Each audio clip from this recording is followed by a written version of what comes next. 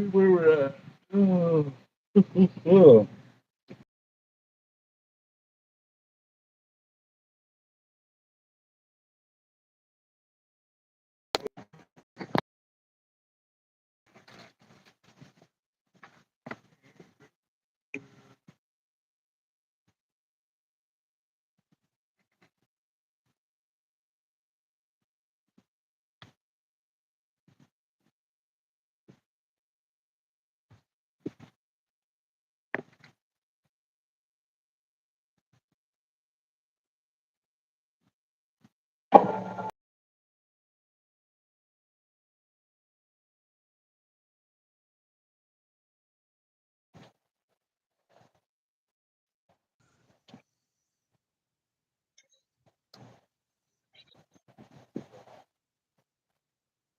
What's up? Not a whole lot. Yeah. I was creating the link, and I was like, I better send Jacob an invite.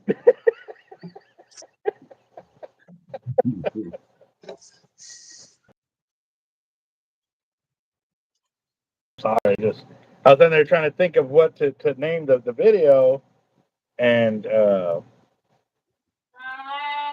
right before I opened up the phone, I was on Facebook, and a video came up about Kurt, and I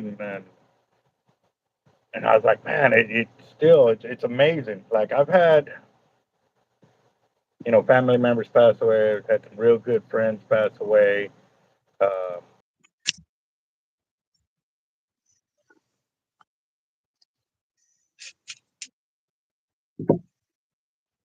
It hurts, and some of them way more than others.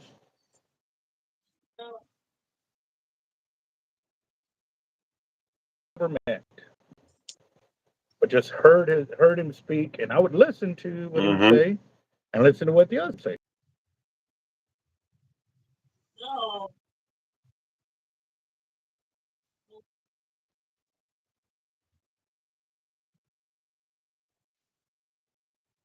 So I would go, and so for me, it opened up a whole bunch of knowledge to help me grow spiritually, mentally. You know,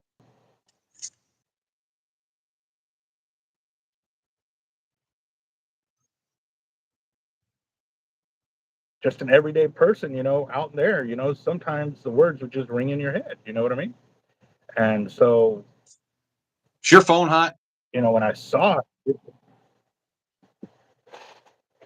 might be, but I've got the fan on it, so let's see. Because you're blurry. That's what I think I'm doing. And now you're dropping. Come on. All right, we'll give it a second. It should catch up here pretty quick, guys. I literally have to build a wall of stuff to catch the air and blow it past or get the cold air to blow past the backside of the phone. Otherwise, it won't. Is it better now, guys?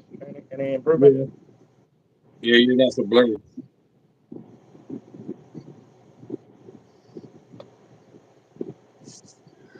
Yeah. Ooh. I had to take a 5-hour energy. Is it bedtime yet? Is it bedtime yet or not bedtime yet? No, is it bedtime yet? Oh, yeah, most definitely. Like 3 hours ago for me. I'm so tired, man. I'm freaking tired. And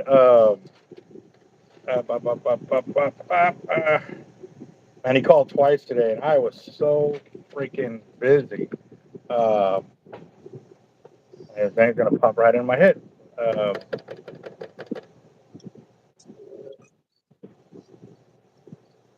Maybe it won't. Like, let's hit freaking.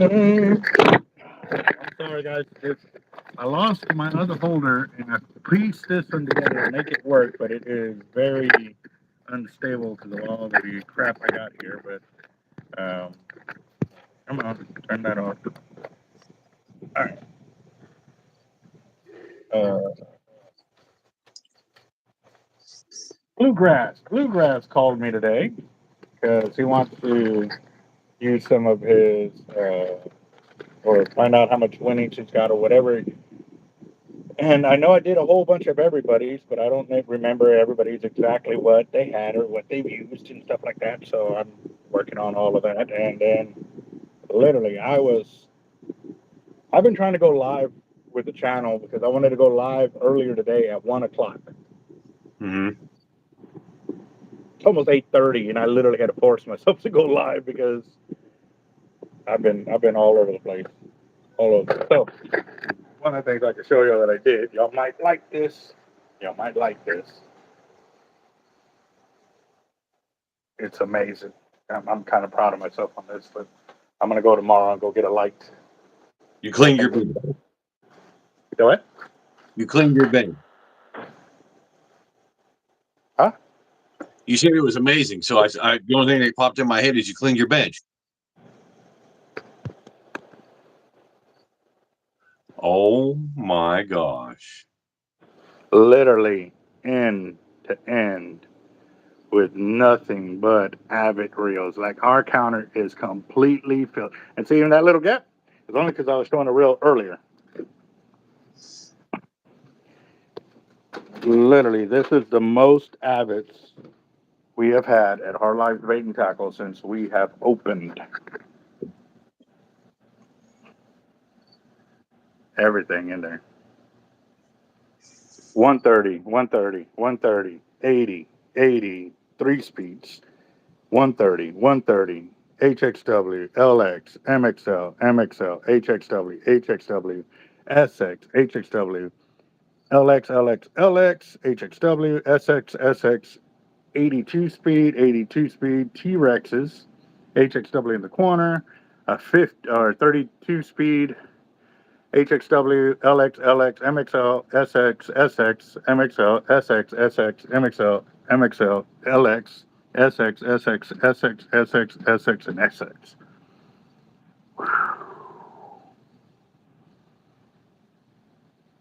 Yeah, I need to put a light in there because it's too dark. But also too, it could be because I haven't moved all these boxes off of there and stowed them with the other boxes. But I need to clean that out, which is going to happen tomorrow because I've got a ton of line coming in tomorrow.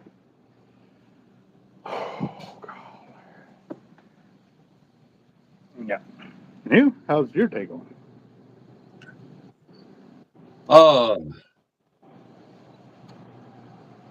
Been doing a one-legged man in a butt kicking contest. And losing? I feel you. I feel you, bro. I got a bunch still, but I feel like I didn't get anything done. That's shoot, and not even shit. Oh, you know what? I'll show y'all here in a little bit. Let me go and do this over here. I have not checked my phone to see if anybody's put the cell through there, but yeah. Has the phone cleared up yet, or is it still kind of being a pain in the butt? No, it's kind of, well, for me, it's cleared up, but. Okay. Hey, Sammy. Nothing Daniel. through.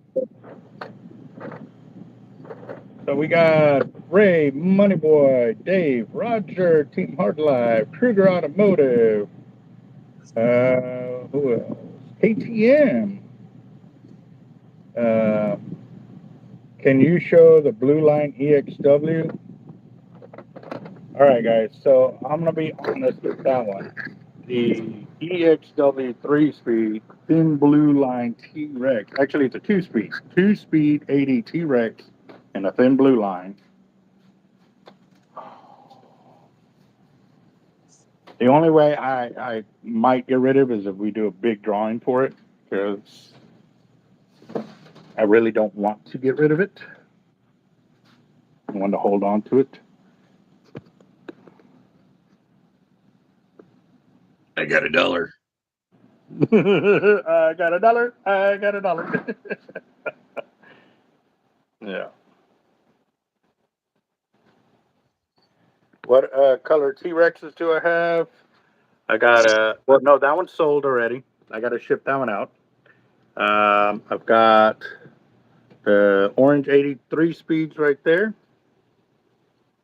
And that's all I have right now. Yep. The gunmetal is already sold. Yeah.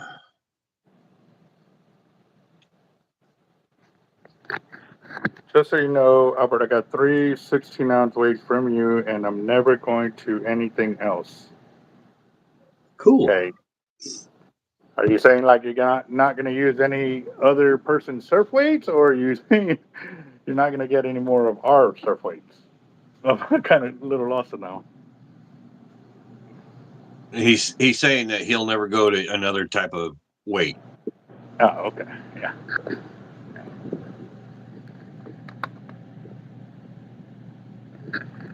No, they're the same size spool. But the difference between the EXW and a T-Rex is the amount of drag. That's it. That it's wider too, isn't it? Huh?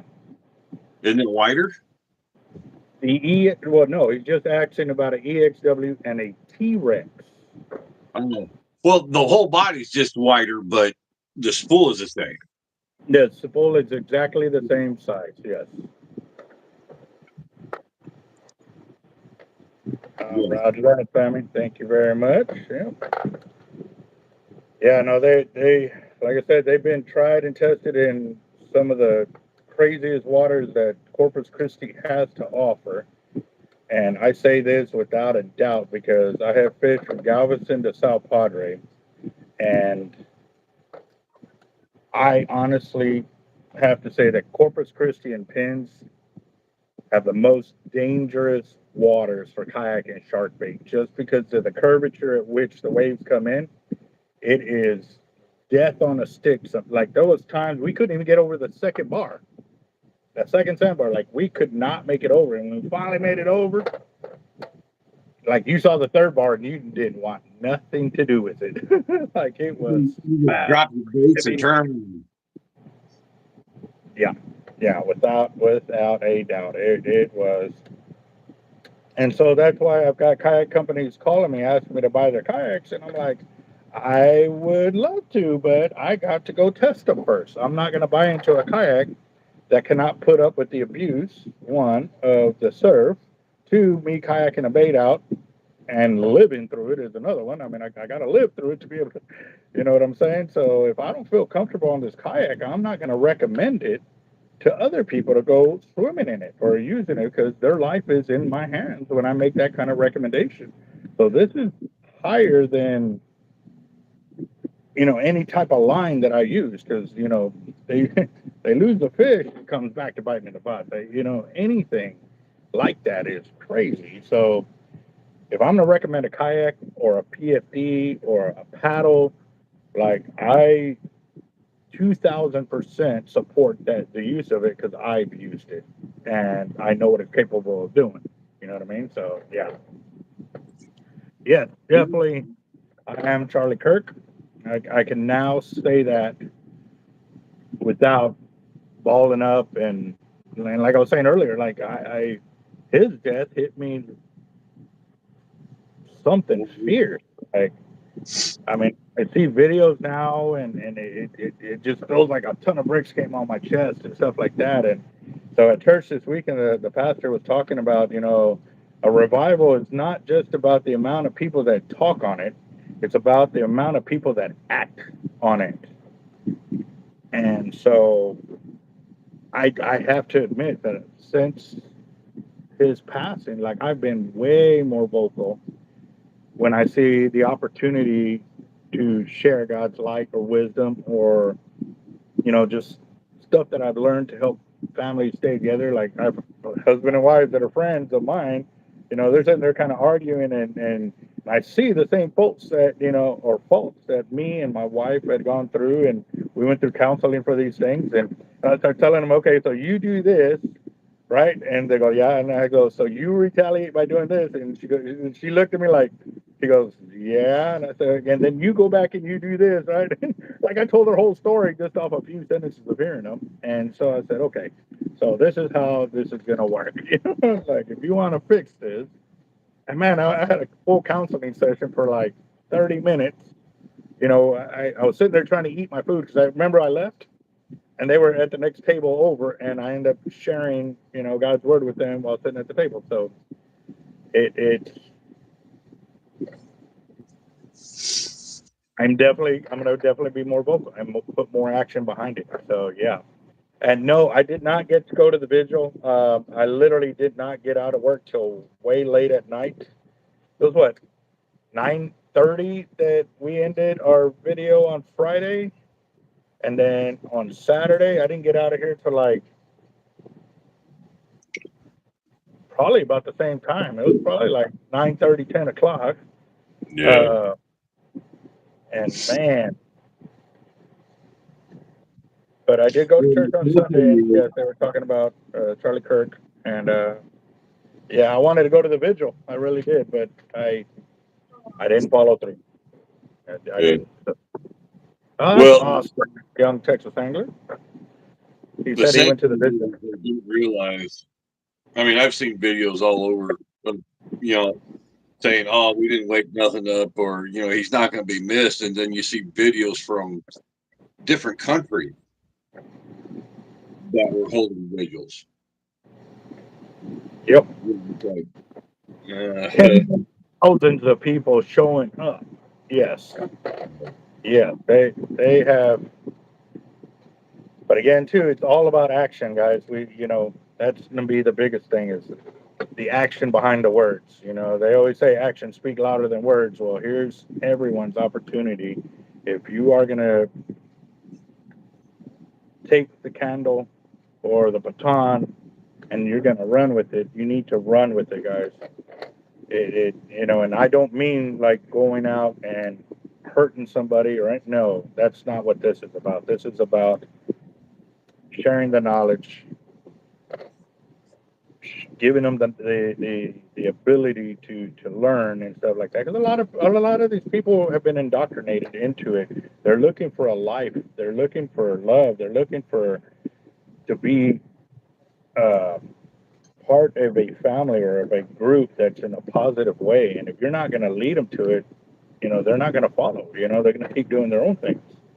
And that's one of the things too that I'm seeing a lot of videos of people that were so far off, and they talked about how much they hated and this and that, and then when they saw that they realized they were on the wrong side, like it hit them too, like I said. So I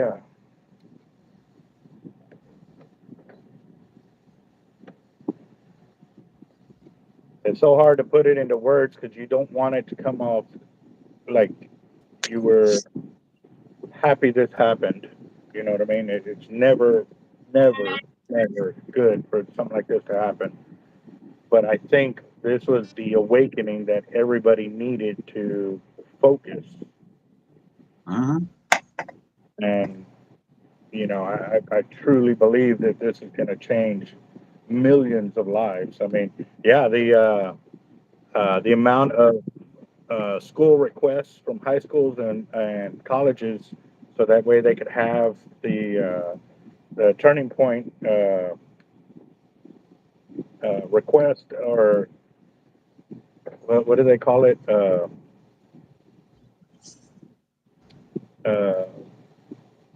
Yeah. you know what I'm talking like man, I'm brain dead right now. uh, Well, we knew that. the what? We knew that. We knew what? We said you were brain dead.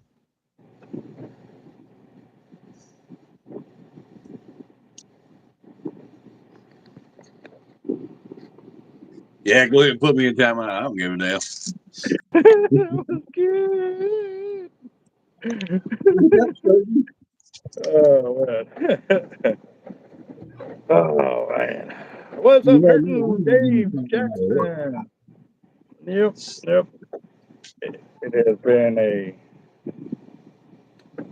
crazy week for us here too. I mean, dealing with our workers, kids in school.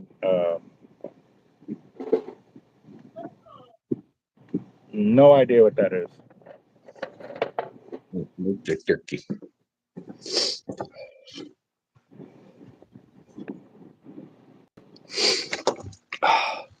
And it's delicious.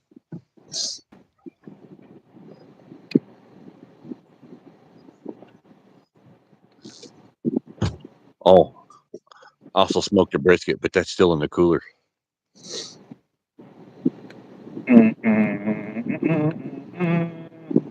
And 2 pork ribs. Oh. All right. Let's see. Hold on. Hold on.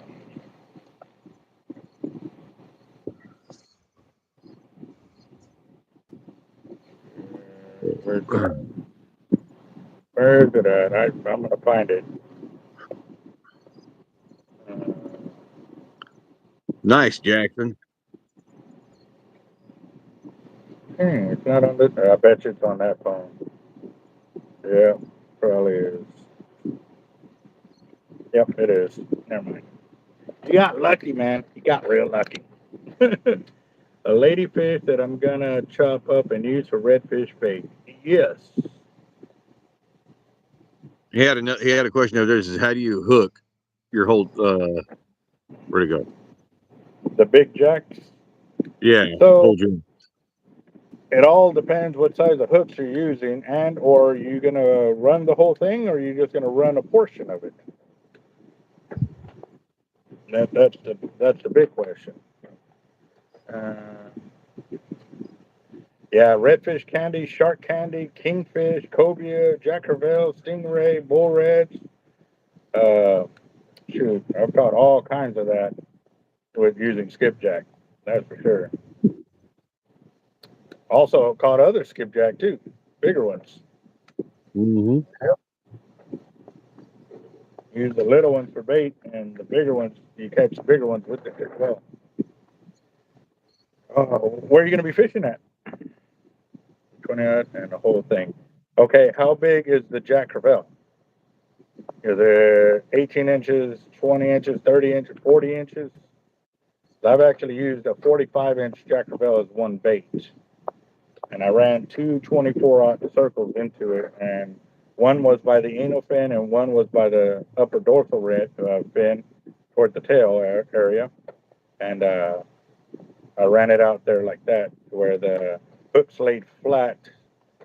Like if the fish was laying flat, the hooks laid flat the same way. They weren't perpendicular to the bait. Now, also too, I have guys that use 20 ounce like that, and they bridle them outside the shark. And obviously, if you have a big enough bait like that, but the shark ain't big enough, like a 5-footer is only going to keep the 5 or 6 footers, they're going to only take the tail portions, you're going to miss all them sharks. So you got to ask yourself, are you looking for a huge shark, or are you looking for any shark? And if you're looking for any shark, then you got to put that hook towards the tail, because 90% of all the sharks will hit the tail first, or by the anal area. And if you're looking for that monster shark, then bridle it outside the head, so that way, when a big shark can eat the whole thing, he will have a nice, easy hook set on it. But again, when it picks it up and it's a monster like that, give it about a minute of run time before you actually go to start letting the line tighten up and set the hook.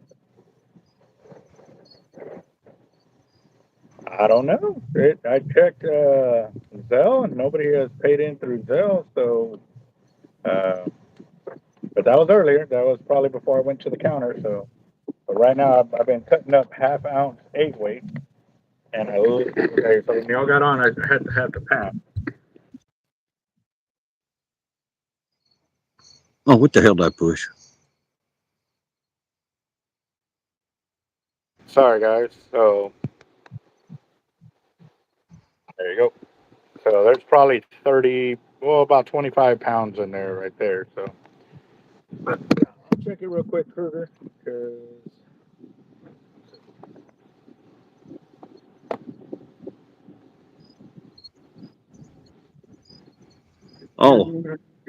Hopefully you can read it.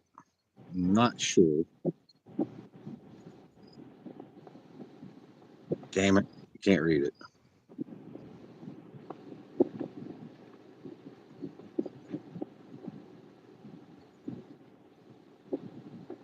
All right, so I got Daniel and Kruger for 30 each. All right, so we got Daniel Garcia. Ooh, it is 9:16. Damn it. Oh, this thing's going to piss me off. What?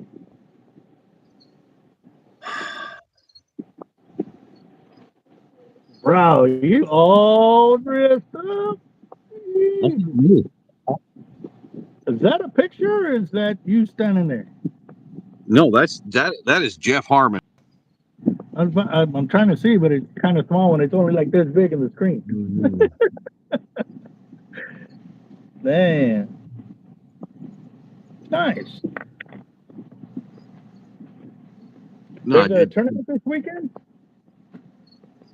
that was the Buckeye Beard Battle last weekend. Oh, okay. Okay. Ooh, word. Man, I had like 3 or 4 pins up here, and I think I just keep dropping them or something. I don't know. Hold on.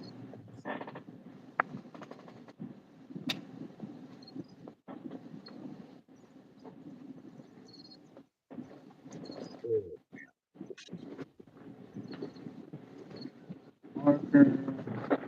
Ooh, there's that. Finding all kinds of things I needed earlier. Kidding me.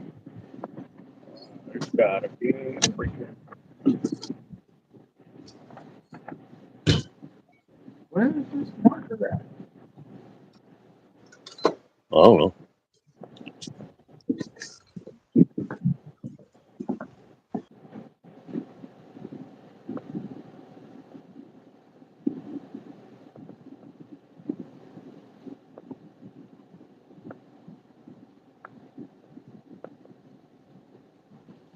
Oh, all right, I found one. All right, so we got.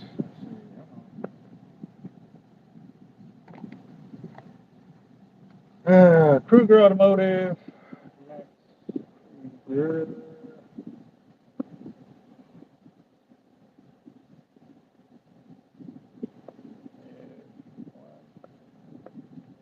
10, and then Mechanic Lady for 2. All right, so there we go. One way, one live. Met you at Bob Hall Pier. How's the fishing out there? Been trying to get back out there first week in October. Well, they've been tearing it up. Like they're making some awesome videos. The Reds coming through, Kings coming through, Jacks coming through, Tarpon coming through. Like all these people are catching tarpons like left and right. I've seen them next to Bob Hall. I've seen them at Packery Channel. I've seen them down at S.P.I.D or the Mansfield jetties. You know, on this side. And even some of the guys in South Padre hooking up into them too, and I mean some big ones as well. So the fishing has been nuts, for sure. So, let's see. What's up, Whiskey? How you doing? Hey, was that Whiskey's number you sent me? Yes. Oh. So I'm sitting there reading it, and then, of course, when I read it, I was tired as hell. But, like, who the heck is it? Why did you want me to call him? And I was like, and then this morning when I read it, I was like, oh, that looks like Whiskey's number. You see what I got to deal with over here, Whiskey? Oh, I know. And you responded like, I was like, okay, he knows who it is. I mean, you know, and then now I find out days later, mind you.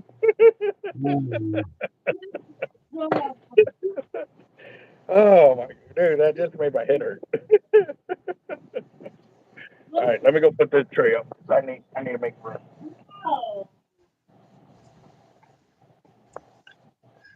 All right, Whiskey, I'll give you a call tomorrow.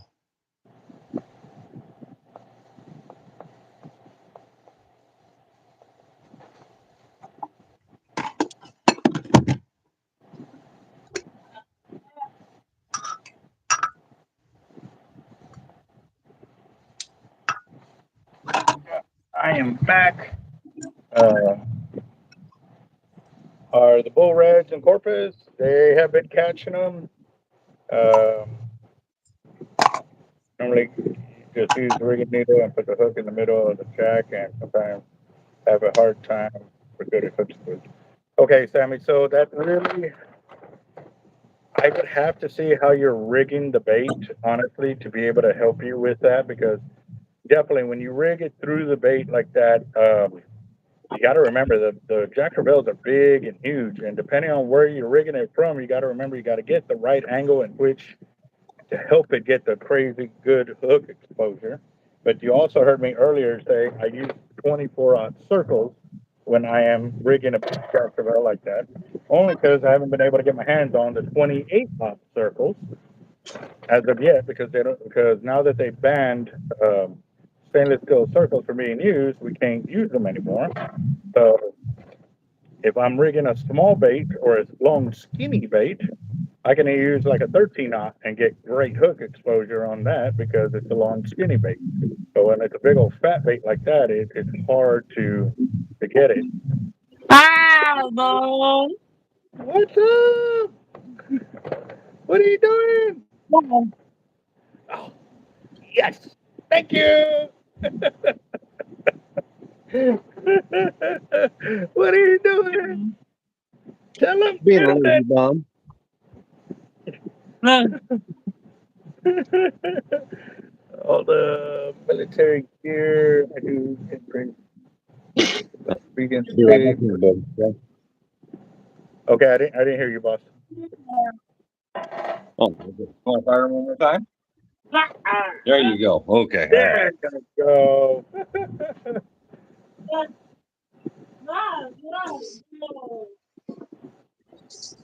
You I send the needle through the tail that I cut off.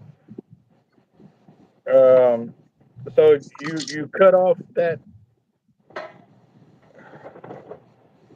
You're gonna get me into the art program, huh? Make me sit here and draw out how I rig up baits, huh? Is that what you're trying to do?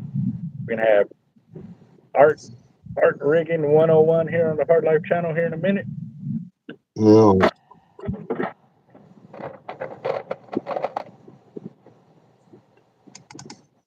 Dang it. And where were you fishing at, MB, when you got to all those reds? Yep, yes, sir. Daniel definitely livens it up for sure. Especially, there's everybody. Hey, ain't no soul safe from him.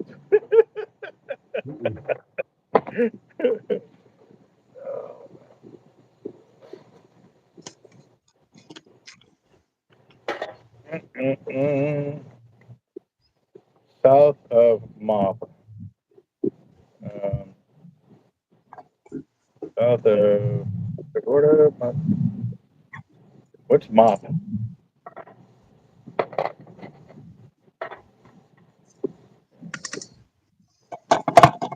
He was fishing in the stream, maybe.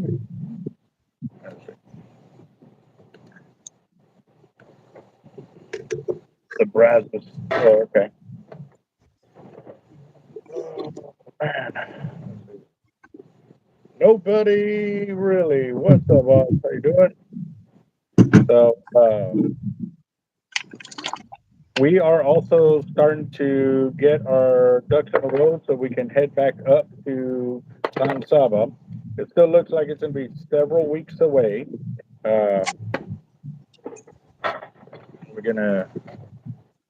looking at putting some, like I said, a list of gear that is being told by the Cali lady that we've been meeting up with up there to. She's our point of contact between us and the volunteers and or the contractors that are working out there. and so she's getting a list of items that we need specifically for that area. So, um, I'll be right back real quick. Okay? Roger that. I'm gonna make sure that, like I said, that I definitely don't want to take extra stuff that they're not going to use immediately. I'm going to take one of the things that you did say was tape, insulation, and mud. Um, so that would be nice if they got all the sheetrock taken care of, because that's normally the most expensive portion of what we get is sheetrock. It's crazy expensive. So I don't know. I got to see. I'll talk to her again probably later this week. Because right now I've been turning and burning over here, trying to get these orders out, and it's all these little weights that they ordered 200 pounds of the half-ounce egg weights. Amongst the 200 pounds of the 2-ounce egg weights, 3 8-ounce, and a 4-ounce. And so this order like this, normally we like to put everything we have into finishing it off pretty quickly, because these small ones take a long time to pour. The other ones are decent, but it's still pretty rough.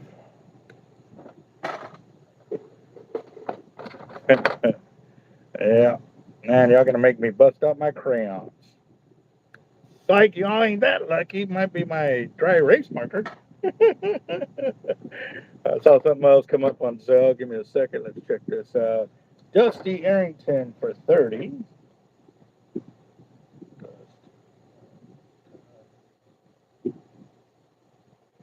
And I don't know how many of y'all got to see the video the other day of me working through the weights, weighing them out, taping. Well, not really taping, but weighing them out and marking them. The reason I showed pretty much all of that unedited is just because the amount of work it takes to make that happen is. And again, y'all only saw the finishing portion of that. Not the cleaning, not the cutting, not the pouring, not the sanding, not the taping. Like, there's a bunch of steps to making it happen. Roger with another 20. That's all right. Don't let him fool you. It's easy. It's not that hard work. He's just just like to hear himself talk. Yeah. Hey, Let's see. I can do it because I poured thousands and thousands and thousands of pounds with it.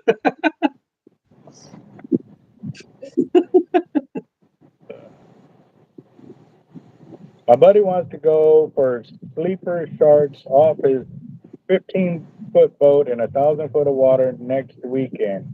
What could go wrong? What are sleeper sharks? Whiskey Warrior for 20.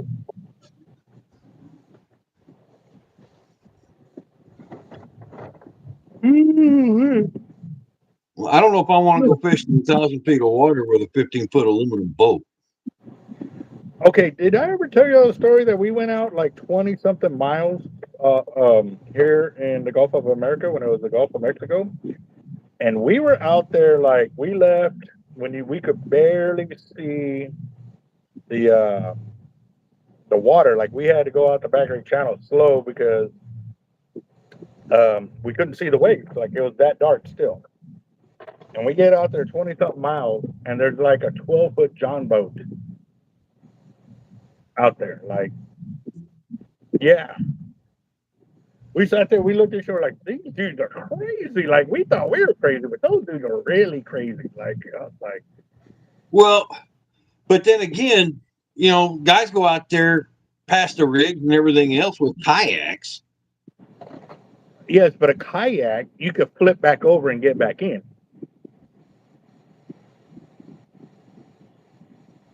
Not this fat old bastard. But that's why you never went back out there. Or you never went out there like that, too.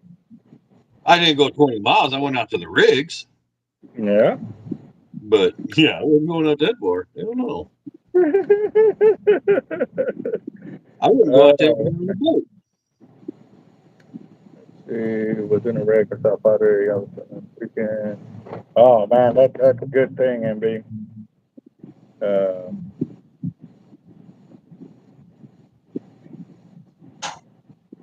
Oh, good. Damn. Sleeper shark. Okay, so I'm gonna have to do some research to find out what kind of shark y'all are talking about, because they're coming out with a bunch of new shark names, and I'm like, what is that? Y'all are just teasing me because y'all are adding more to my bucket list.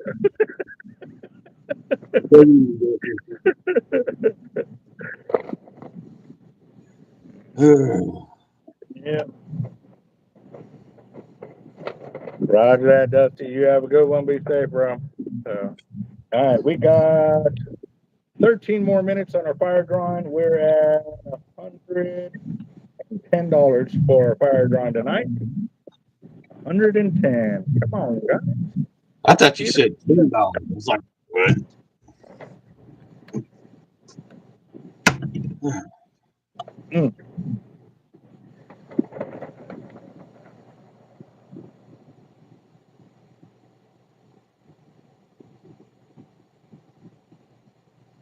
Hey, I gotta run, Hoss. All right, brother. You have a good one, man. Be safe. Everybody All right. love them and keep y'all in our prayers for sure. Will do. Have a good one. LA Bay MX, my 15-foot aluminum Gregor 25 horsepower Subaru Outer Banks during Eclipse's best ever little boat went to the 6 mile bank on the Rockford in December at 6 to 8 foot swells.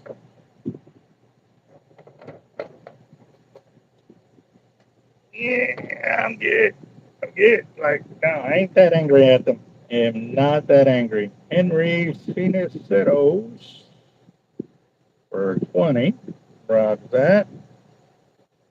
Let's see, hold on real quick.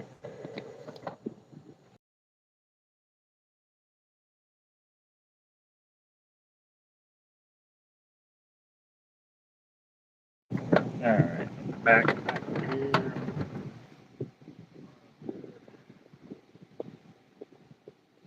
Thanks for the spotlight. Yeah. But then again, guys, like I said, I think I've been in one aluminum boat.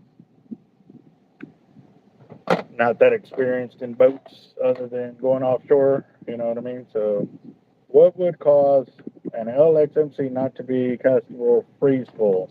That means you got the preset locked down too much. Put it all the way in freeze full, back off the preset. Especially if it's a single speed, you probably have it locked over a lot to try to compensate for not having enough drag on that reel. One of mine doesn't make that thump when going into freeze full.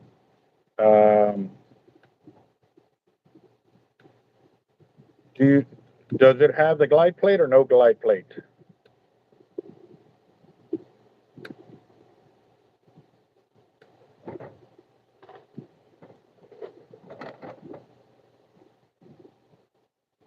I'm a psychopath when it comes to offshore loads. On the top of my Bronco to go anywhere, little skip. Nice. Has glide plate, and you don't feel that little thump. What it could be is the little spring on the inside of the lever for your lever drag. The spring may be weak, or you may be missing the ball bearing that normally slides up along there to lock it into those positions. Have you seen if that's there?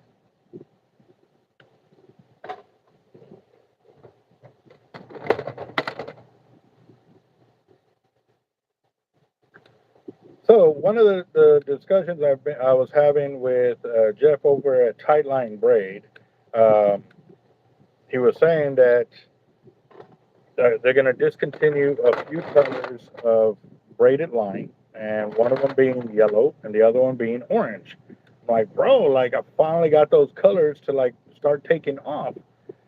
And like originally, we didn't get the orange because uh, I honestly probably didn't know they had it at the very, very beginning. But at the same time, too, funding was a major issue, and we're finally making the moves where we can actually buy more gear, more tackle, and stuff like that. And uh, it is,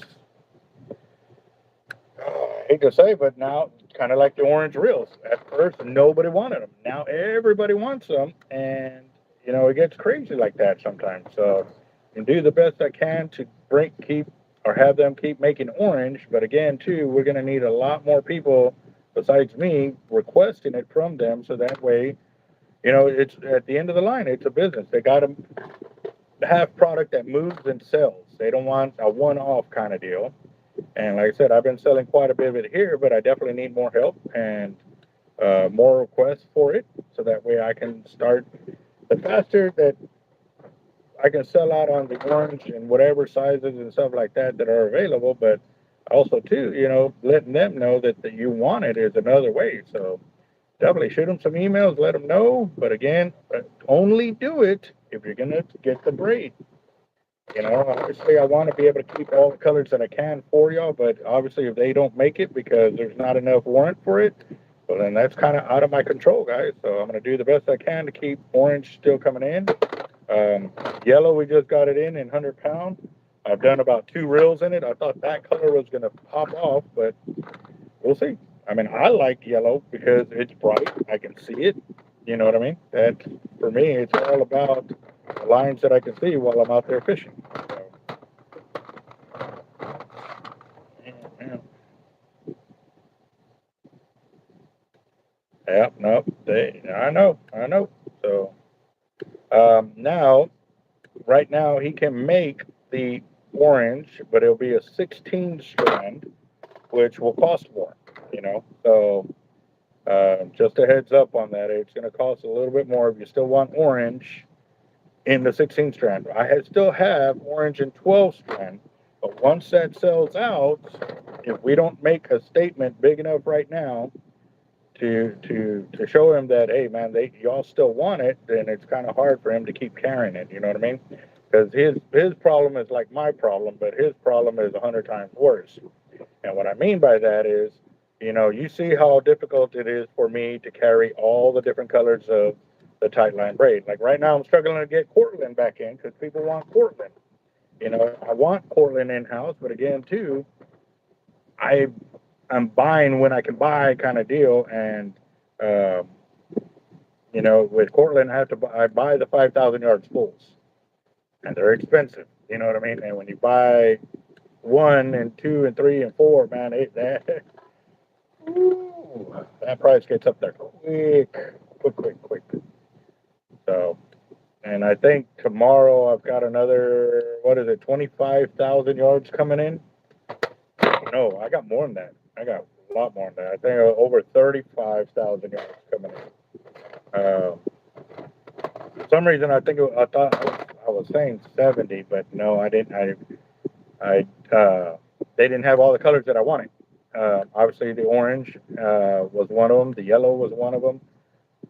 Only because, like I said, he doesn't have the filaments to make it in the 12 strand in the 130-pound test that I was asking for, and or the 100-pound test. So I've got to actually talk to a customer to see if he still wants 130 in orange, because that's what he paid for today, but they only have it in the 16 strand. So actually, I'm going to have to charge him a little bit more, but I'm going to call him tomorrow and let him know if he still wants it. I'm not going to just force it on him. But if he doesn't, then I'll change up the color on it. So I mean, he's got a black 50 that we're filling up for him, and it's going to look cool because it's orange and black. You know what I mean? So Halloween colors right there. So.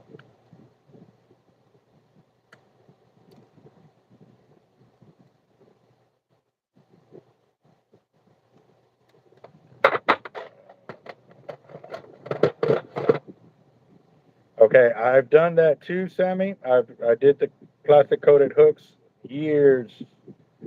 probably 10 years ago, and actually I had it set up where I had color coded, like I changed up the colors of the plastic disc. I had made new colors. I had red, I had pink, I had chartreuse, I had orange, I had green, I had black. The black was over there, but light blue, dark blue, smoke blue. Like literally, the colors matched the monofilament that I used to have on my casting leaders. I matched the coating to that, and I was the only person doing this shoot, 12 years ago. And we would literally coat every single one of our own leaders with that. And actually, let me go over here real quick. Let's see. See if I can find those pictures real quick.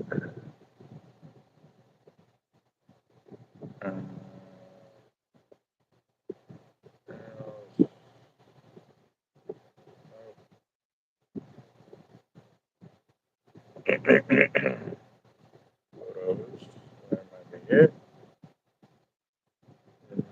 Nope, that's not. That's that.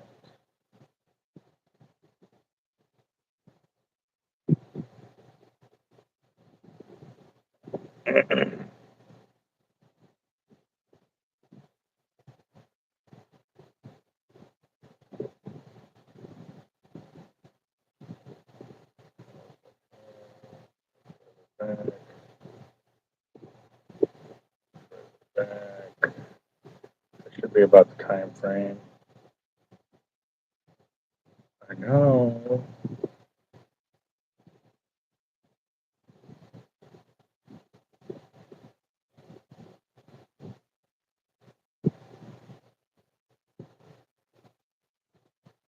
Trying to find a picture of. I know I had all the hooks up on the wall, kind of deal.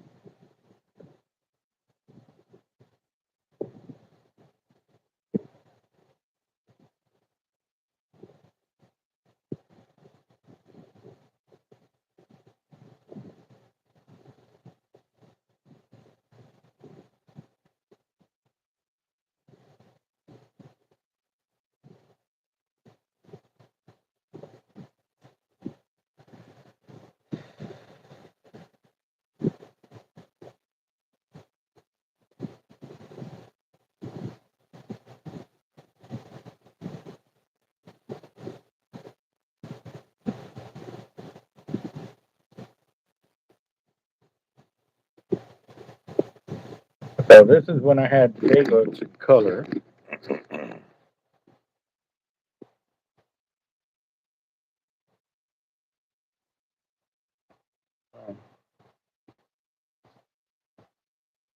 This was a long time ago. Let's see, July 6th, 2016.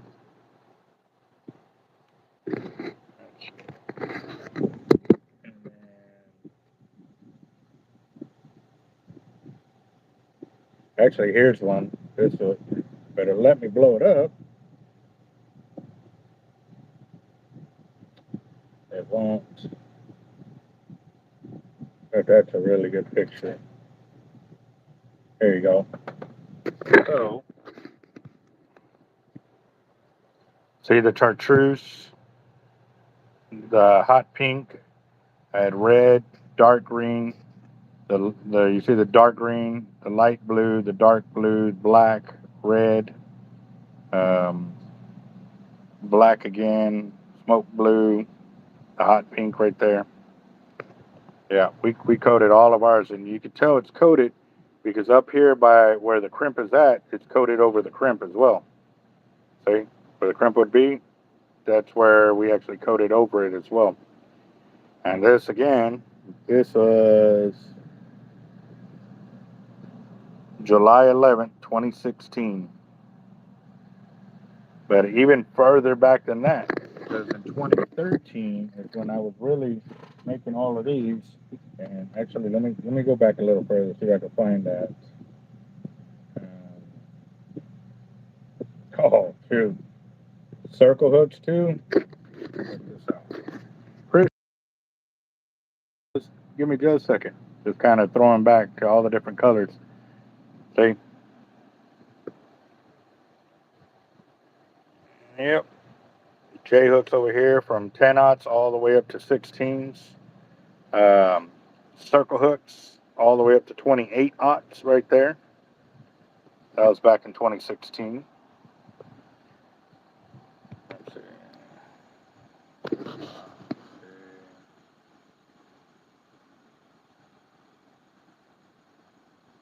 Oh. Yep, Been doing it a long time. 14, 16, 18s, 24s. Beautiful colors that I used to do.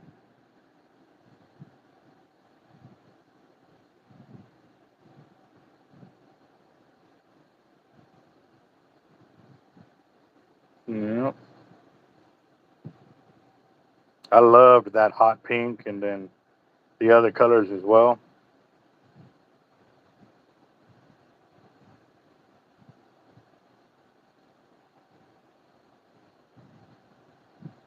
Yep. Look at the dates, guys. I was in 2016, and I'm telling you, it goes even further back than that. If you go to my Facebook, Hard Lives Bait and Tackle, you'll see how far back I've gone and I've gone through. Right there, there's coated cables right there too. See all the different colors of coated cable that we actually did. And again, that's still 2016. I know it goes even further back than that.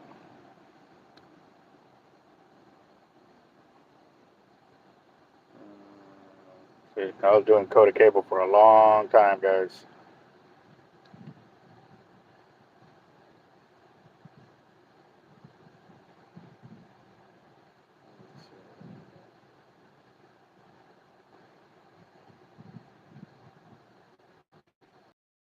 Yeah, and this was before we actually started coloring the hooks.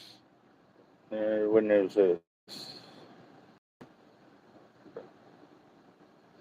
2015 right there. Bright chartreuse colors and stuff.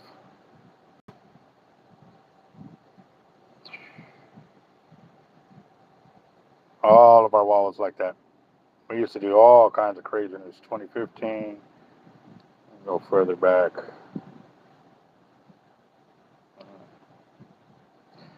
Us testing out our landing nets. That's a real picture. That's not a thumbnail. We were out on the pier that day, and then we put my co-captain in the net at Bob Hall Pier and tested it out. That was me standing in that same net at the shop when I had just created it.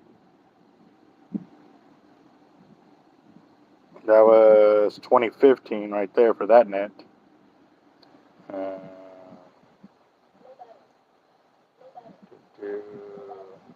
One of our bigger orders when we were still young.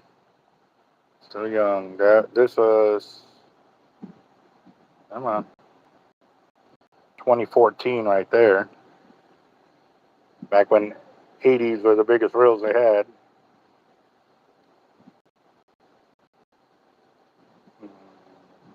Okay.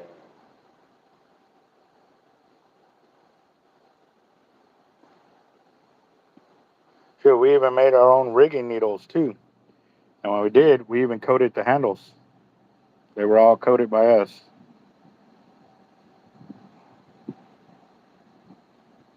So you go further back.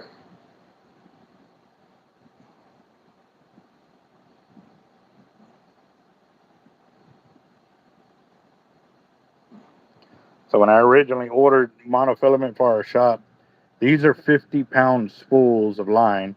All of these were 20-pound. This is 400-pound mono, 500-pound mono, 650, 700, and 1,200-pound. Yep.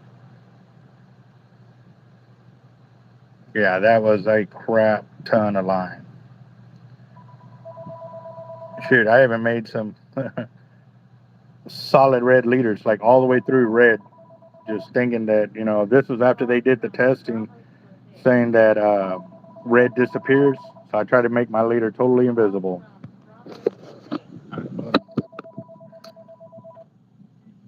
Hard life. Hello. Hard life. How can I help you?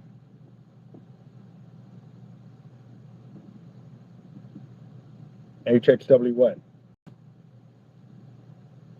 Yes, we are.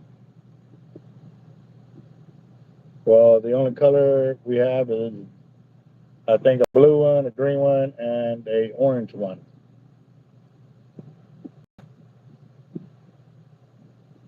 I can barely hear you, boss. You need to speak.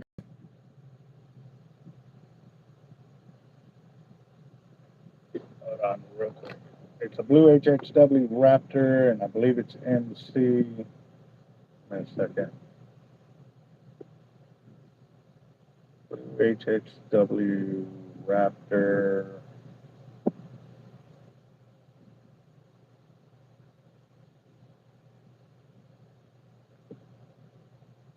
It is $599.99 plus tax. Yeah. Sorry, guys. You got to understand. When you're speaking real quietly like this, I cannot hear you.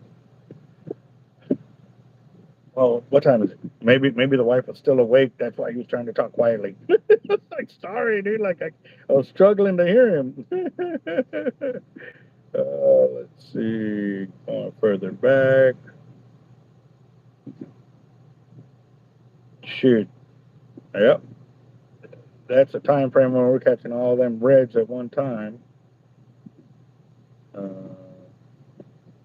Yep, as far back as it goes. But down memory lane, y'all want to see some more crazy stuff that you don't see on my YouTube channel? Go to my Facebook, Team Hard Life or Hard Life's Bait and Tackle, and you would go through the pictures there. You will see how long we've been at it, guys. Like everything. There's so much in there. So much in there. So, all right, guys. I've got a few people that have paid and I missed it, so I'm going to go back now to. So we got Puckett for 20. I know there's a few more in there. Go to the top chat right there.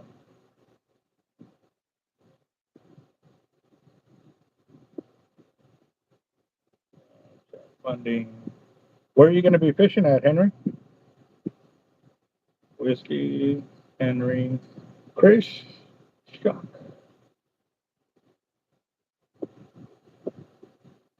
50. I knew he was trying to get me. I know he was sitting there waiting. He was foaming at the mouth that I was going to mess that one up. All right, so I'm going to go ahead and start filling in the names because I'm gonna actually, I thought I was going to be finished with this tray, but I'm going to show you why I can't do Bobby the Bobber tonight. This is that order that we started actually Friday. Started it Friday, yeah. So each one of these bags has 25 pounds of 4-ounce, 1, 2, 3, 25 pounds of 2-ounce egg weights, 1, 2, 3, 4, 5 bags of half-ounce egg weights. This is a tray I just brought over here earlier. That's a trade that I did before I went live. This is 3-ounce egg weights. There's 25 pounds in there. That one's still getting started. 2 more ounce egg weights that I got to add in. And still got that tray to clean too. So I got to do all of that. But remember last week, I don't know if y'all got to see the video of me cleaning all those weights, all of that was all surf weights when I was doing the video. Now look how it looks. I told y'all we were going to fill it up. I told you. But we thought we made a lot more 3s, but there were more 4s than 3s, so we're going to have to go back and make 3s, which is probably going to end up producing more 4s, which is fine because we sell the crap out of those. I stood up the 8s. The 9s I didn't stand up because there's not enough. But the 10s are, the 12, 11, 12s are fine. But yeah, that was a 140 or 150 something 4-ounce surf weights right there, and 3 30-seconds gauge. It's double stack, guys. You can see the top stack and then the inner stack. So as you pull the top stack like that, it makes. So basically, you can pull the whole top stack off, and it will still stay like this because you still got the inner stack holding it. So, yeah.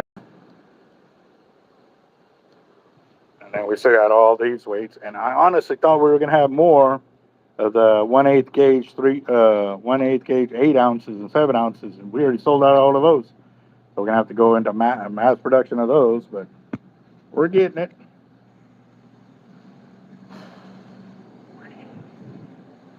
And again, my bucket's right here because I need to get to my leaders. Can't even get to my leaders. Those are my leaders, my for tournament leaders.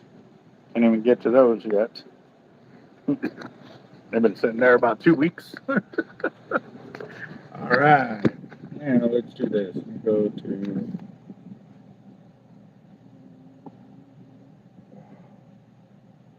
only.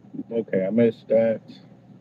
I got Chris in there. Now I can go to the live chat and see what y'all's comments are.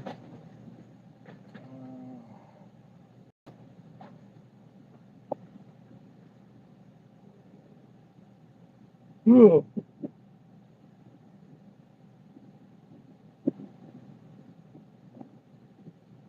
Oh yeah, man, yeah. When the bull reds come through like that, that's pretty awesome. And actually, the picture I wanted to show y'all was the day we caught 200 bull reds in about 2 hours, and that's about 15 of us fishing. Every single one of us caught probably 5 to 20 bull reds in that time period. I know I caught a higher amount because I was just forcing, just getting it. Y'all think I fight fish now?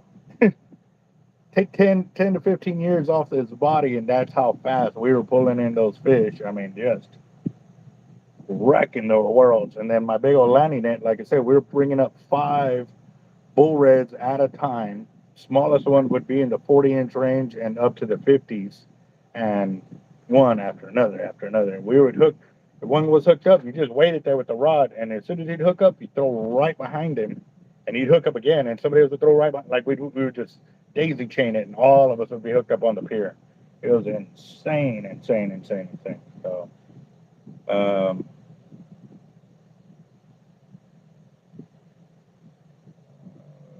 had a 60 Mac drag and had a 6-foot sturgeon smoker drag for 30 stretch trick. I would like to see that, because holding 55 pounds of drag, that's insane. That is a lot. And I'll give you an example, guys. When I fought my 12-foot 6 tiger in that video, that's at nighttime that y'all see on Nick's channel, I was only pushing 25 pounds of drag, if that, like 25. When I fought the manta ray, and that's the video I'm trying to get to, so y'all can understand when you say you're putting 70 something pounds of drag, like, you're gonna see me like this. I'm like this, holding onto the reel, and I'm literally, I could put my hand down and touch the floor while being harnessed in, and this reel would just like that, 1,000 yards gone right off the reel. It was insane. Like, I'm telling Nick, like, I'm gonna give him props and all of that for videoing and all of that, but I post that video on my channel, it'll get a lot of these naysayers. Okay, the 12-foot 6 tiger video is actually on Breakaway Tackle's YouTube channel, because he edited it for me and he put it out, but it went under his channel. My 12-foot 3 tiger video is under my channel, and my 13.2 tiger is in my channel as well. So,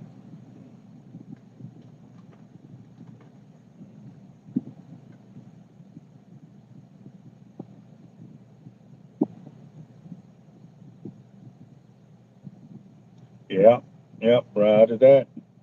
And you said you bumped up to 120. Are you using solid braid or hollow core? And if it is hollow core, who's making 120?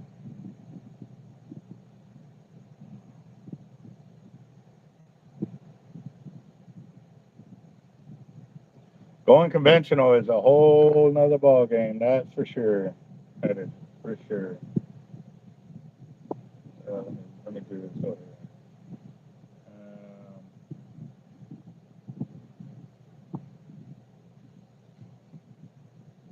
Yeah, yeah. Practice, yes, sir. Practice. Yes, sir.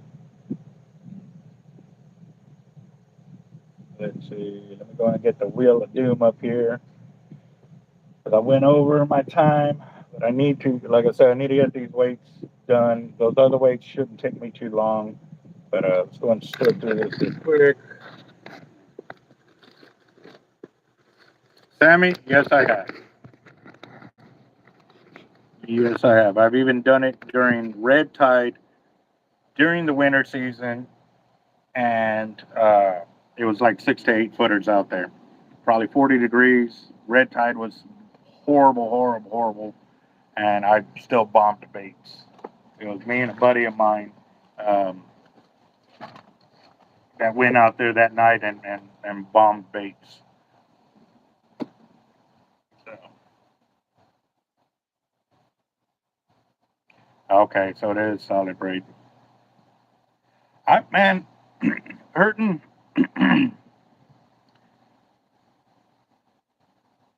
I'd like for you to try out this hollow core by Tightline, boss. I really would. Um, do you have time to ship me a reel so that way I can put on a top shot for you so you can check out how it casts in comparison to the braid you're currently using? Yes, all the time, Sputnik. You got to remember, I'm not a hunter, so I fish year round. All right, so I'm gonna sort through this.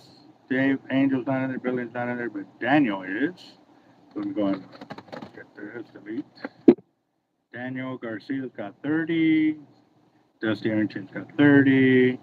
Jacked Up's not in here. John's not in here. John Kruger, yes. Mechanic Lady is in here. Copy. Paste.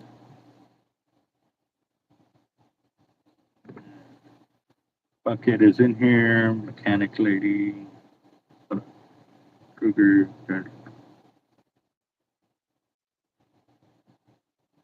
All right, and then Robert Edwards not in here. Roger is in here. He's got 20. Sharkotic's not in here. Skipjack's in here. Sputnik not. Steve not. Uber should. I'll give him a minute or two. Kyle's not in here. Doty's not. Whiskey is. Whiskey. Roger. Bucket. Uber not yet. So let me check the phone really because he normally sends through Zelle, so it's Dusty, Mechanic Lady, and Daniel Garcia are the only ones. Hmm.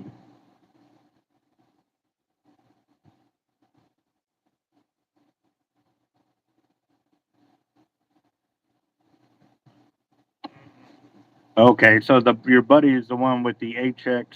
Is it an HXW Raptor or what is it? I read it a little bit, but I'll be honest, I didn't fully remember exactly what it is. So Henry Sinacetos. I hate it when it's not counted.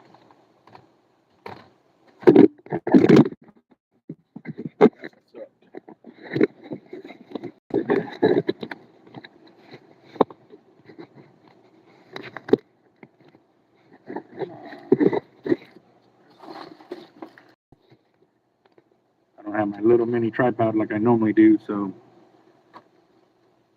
there you go.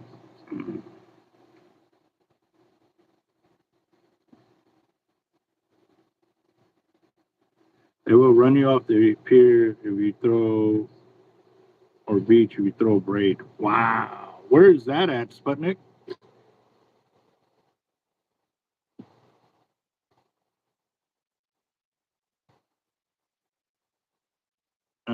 Oh, let me get back over here.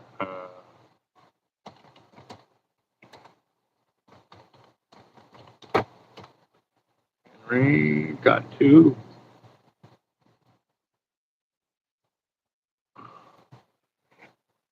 And then we got Chris Shock.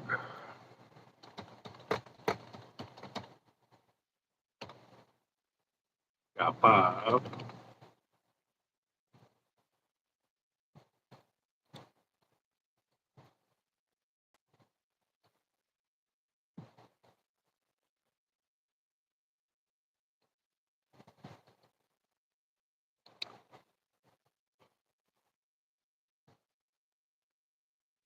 What part of North Carolina, boss?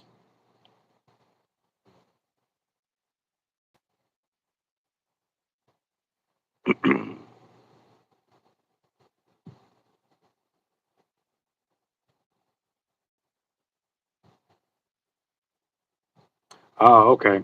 Okay.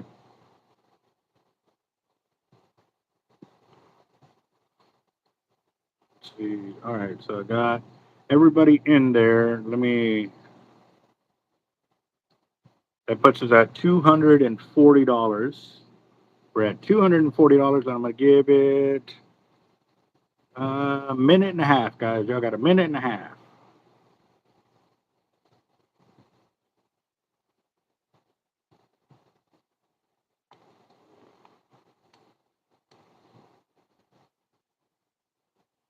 Yeah, Sammy, I've done that. But I pulled that bull. It was a 42-inch bull red from like 1,500 yards out on a whole bonita, a big old bonita. And I pulled in a 42-inch bull red. God, I was so mad. Because, not, I mean, if it would have been during Sharkathon, it would have been awesome. But they already had reported in bigger bull reds, so I wasn't going to, report that one in and stuff like that. But it just sucked because we were kayaking out all those baits, and by the time that bull red picked up, it was too rough to get back out past the third bar, so we didn't ever go back out, and that really, really sucked.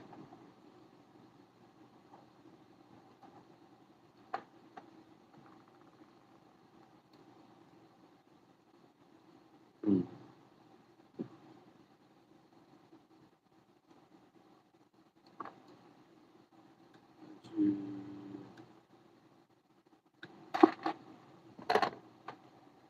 The the drawing is $10 a piece, and we're at $240, and you got about 50 seconds, guys. 50 seconds left. I'm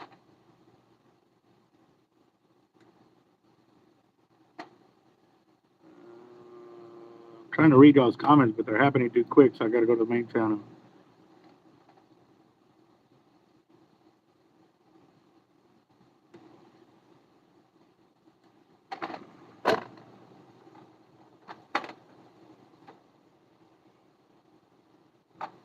They cut my buddy's line at the end of the pier when he had a shark on it. Yeah. There's been some crazy, crazy, uh,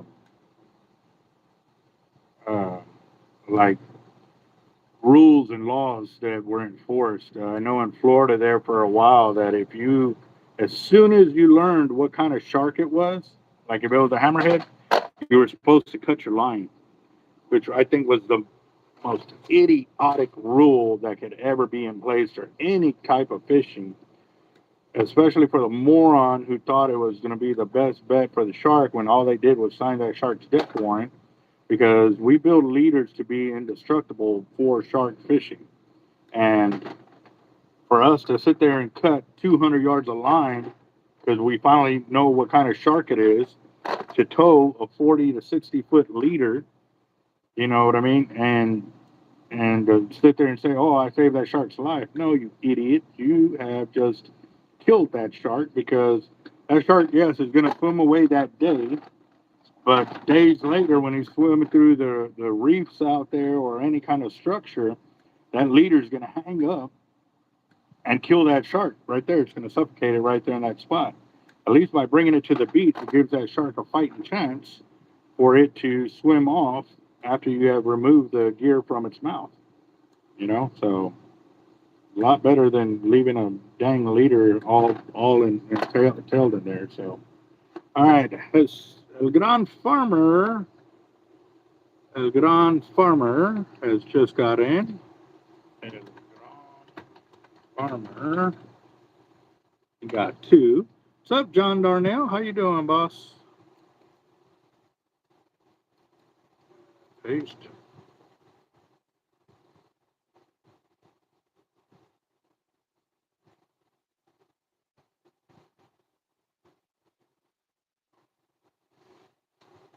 Yeah. Well, it'll drag that surf weight, no problem. But what ends up happening, it's going to get tired. You know, it's going to stop. If it stops anywhere near a reef, it's over. You'll never get that weight out of there. And then, you know, it's fish food. You know what I mean?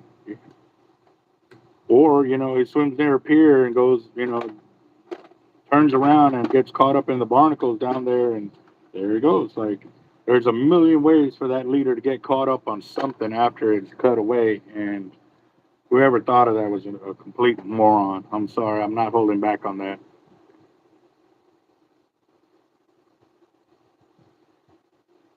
Do you want to trade those left-hand blue line?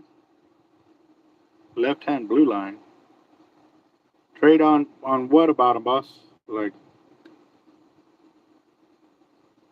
for one of them orange reels. Oh, you got the. Have you used them though, or are they still new in the box?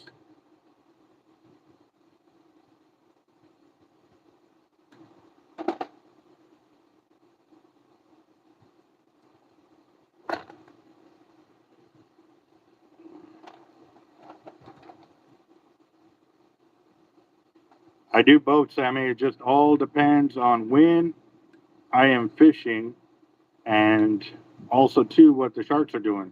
Sometimes they like small baits, sometimes they like large baits, and there's no simple fix to sit there and say one bait fits all. Like one bait's going to be the only bait, or one size is going to be the only size to use when using Jack Crevalles. And I'll be honest with you, I prefer live Jack Crevalle over any other bait that I've been able to get my hands on. But also too, it poses its own problem. All right, guys, 1 minute, one more minute, because I added two for when a Grand Farmer got in there. That puts us at $260. We're at $260. You got about 40 seconds.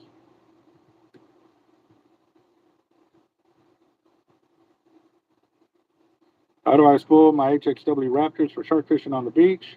2-way or 3 ways. 80 pound all the way through, 100 pound all the way through, or 65 to 80. And I got reels all 3 ways just because.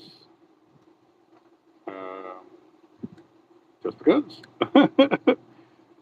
I don't really have one only way to how I fish them like that. You know, I go on the by chance that, man, maybe I'll be lucky and not get spooled on any one of those occasions. And what's even crazier, my old team captain, co-captain, Jesse, he actually fought a 12-foot plus tiger from Bob Hall Pier with his teammates' help. The rest of Team Hard Life. And they brought it to the pier, and they were walking it down they got about halfway down before the tiger ate through the leader, and they ended up losing it, you know, at the pier kind of deal.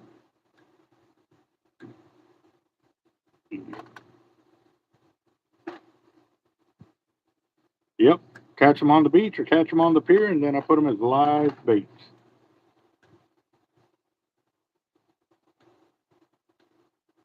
All right, my last rack is, well, I'm gonna do 2 more racks on my weights. I'm just trying to clean off most of this, because like I said, I'm gonna have to clear off all these weights before I go home today, because tomorrow morning I know I've got some guys that were calling about spooling, and then I also have Jeff from Tightline Braid coming in the shop to deliver some braid to us. So it's definitely going to be a busy day tomorrow, and if I don't have all this done, it's just going to push me further behind. So I've got to get her done. Give me a second. I'm not almost done, but I've cleaned 3/4 of the tray, and that's half-ounce egg weights right there. All right, guys. Everybody ready for the fire drawing tonight? Give me some thumbs up and everything else.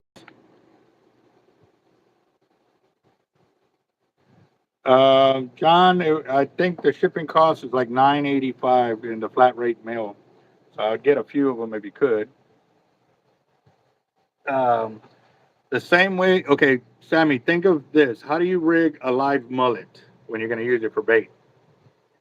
Obviously, you want the mullet to swim down from the boat, so you hook it like through the nose or through the eyes, and it'll swim down. I don't want the fish to swim down. I want it to swim away. So when he swims away from me, I normally will hook a hook in his anal fin, and I'll run a secondary one, like a stinger hook, towards the back side of his head in that neckish area, like right behind the head, like on our neck area. But I'll run it like that. So I'll throw two hooks into it like that on my 30-foot leader, and he'll swim off. And normally about 1,000 yards out is when I'll stop him. And if he makes it that far, I've had some that got nailed 500 to 600 yards out, and shark was on. Shark was on. All right, guys. So nobody else has purchased. We are at $260 for tonight's fire drawing. I've got 2, 4, 6, 8, 9 people. So we're gonna shuffle it 9 times. Here we go. 1, 2, 3, 4, 5, 6, 7, 8, 9, and good luck, good luck, good luck. Go. Where's the sound? Where's the sound? Well, that sound is it's not there. Come on. This sucks. No sound. I was trying to get the music playing, and I am too far into Facebook under that other settings. And yeah, sorry guys. Who's it gonna be? Who's it gonna be? Oh man! Look at that! Look at that! Look at that! Look at that! Look at that! Oh, Henry Ciniceros for 260. All right, 260 minus the 20% will be Henry.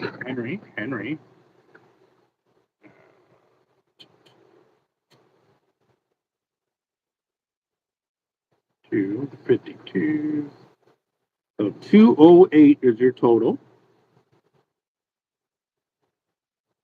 for Henry Ciniceros.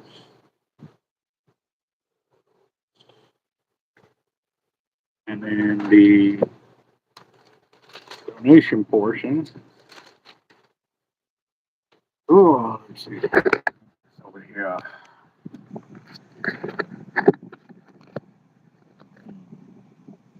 I need some leaders for this weekend. There you go.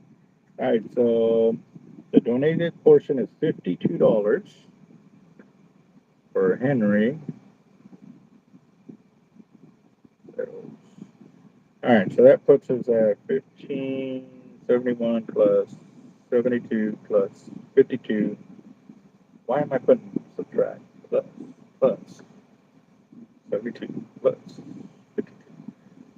1,695 or $1,695. Sorry, $1,695 is where we're currently at.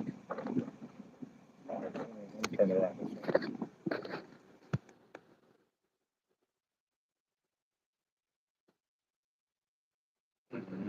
Yep. So we're at $1,695 right there. Awesome, awesome. And Henry, when do you think you'll be by, boss?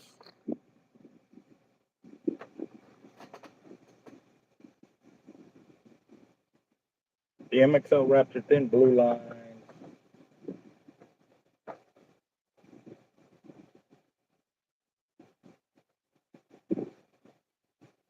Give me a call tomorrow, Jesus. Give me a call tomorrow, boss. Yeah. But I've got to get under working on this. So I can get all these weights clean so I can go and eat out of here because it's already 9:46.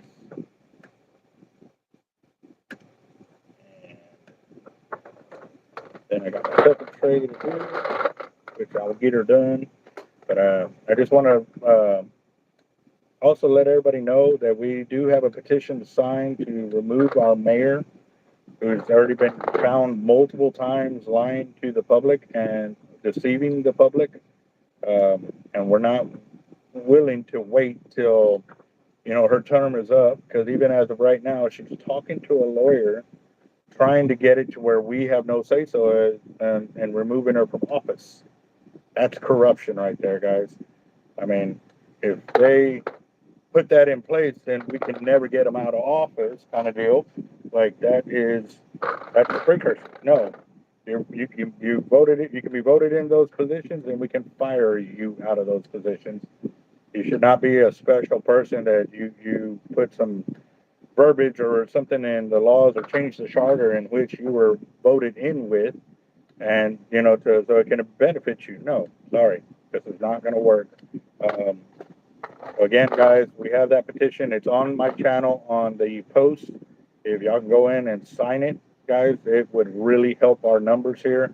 Um, like I said, we want to make sure that we get people to keep fighting for the city and its survival. Obviously, right now they're fear mongering. They're putting it. They're spending so much money trying to scare the public. Um, and to making it seem like the desal project in the inner harbor is the only way we're going to survive this drought. No, it's not. They need to spend $1.2 billion better than just on 30 million gallons, which is not going to help us, guys. They have pre-sold it. They pre-sold 25 million gallons. Remember all that paperwork that we were showing you last year when they had already done this? Well, they are trying to get it in there. They're finding a new way to scare the public into thinking this is the only way we're going to survive. It's going to be the only way the industry's not going to leave. No, stop believing that, guys. Stop. It's a lie. And there's a bunch of other ways to get fresh water in here. I know we need fresh water, but again, too, they need to start holding these industries accountable to the amount of taxes that they're supposed to be paying, which obviously help our community. They take from our community, they need to be given back. And just claiming, oh, well, they have all these jobs and all of this for that's part of doing business. Like, you got to hire from, you hire from within the community, but you also got to help feed that community by the money that you make. Like, I pay taxes as a business owner, I got to pay taxes. I'm only allowed to claim so much, and these guys are claiming $2.1 billion in reduced amount of taxes. That's insane. That's almost 60% in discounts. On top of the discounts they're already getting for the water that they're using, which I'm pretty sure they're getting discounts on the electricity. So the multi-billion-dollar operation, that's how they keep making billions, is because they're getting labor pennies on the dollar, materials pennies on the dollar, and electricity pennies on the dollar. So they're genuinely making $1 out of 5 cents that they're spending. And guess who's getting all that money? They are. Most of the products that they are making are not even for the area. They get exported out of country and everything else. It's insane. Like, I mean, yes, like I said, I'm pro industry for them to grow and us grow, but you got to be good business partners with the community that you're taking away from. You're taking all of our water, putting us into these drought conditions, and then scaring the people that don't know any better or are not paying attention because they're working to survive. And they only catch the tidbits in that.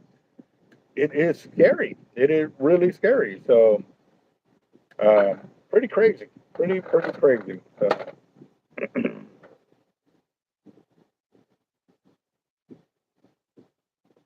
Okay, I missed some of the conversation there. I'm gonna close this out real quick. I'll get to that. I'm waiting for the comments to catch back up over here.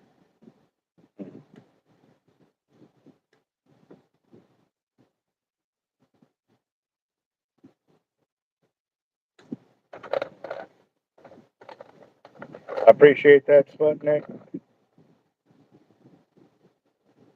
So, I mean, I got to double check that because somebody said that the verbiage of failing a lie detector or being caught cheating in a tournament has been removed from their verbiage. And if it has, then I can fish it. If it hasn't, then I still can't fish that tournament. Even though I had fished it years ago and I won in that tournament years before, when they took on a new sponsor, that sponsor made them put that verbiage in there, so it blocked me out from the tournament. So, yeah.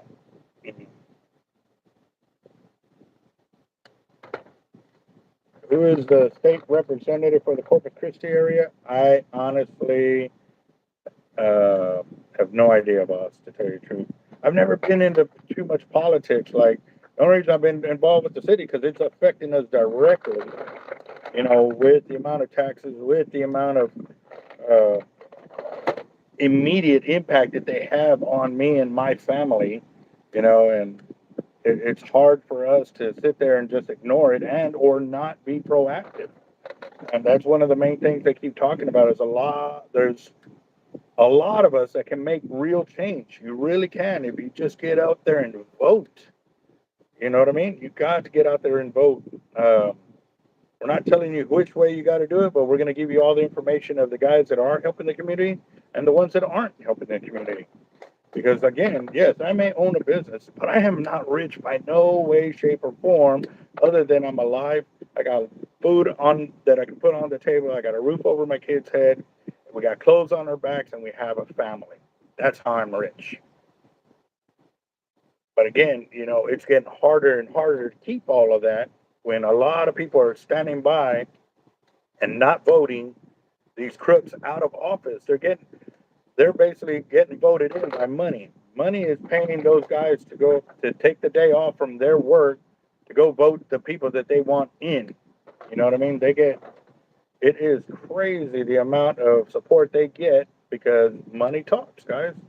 And if you want your money to talk, you need to go out there and vote. You need to go out there and pay attention to what we're putting out there and who to vote for and who's hurting us and what they're doing and how they're doing it. And stop believing the lies that they're putting out there. They are spending our taxpayer dollars to fund a deal that's going to screw us for the next 30 to 40 years, which means the decision, because y'all failed to act and go vote these people out of office or go sign these petitions, is what puts your kids in a bad way too. They're gonna be wondering, like, damn, these bills are super high and this and that. Like, why didn't y'all fight this? Oh, we're at work, or we thought somebody else was gonna do it. No, no, no, no. Superman doesn't exist, guys.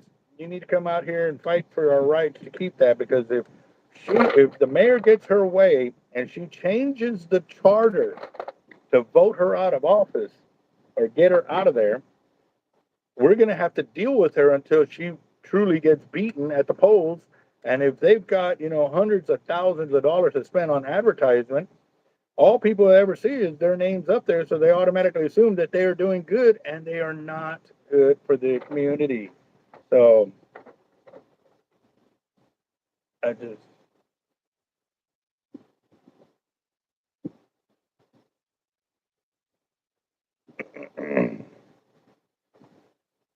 So what happened with my lie detector test is I failed it. They said I failed it.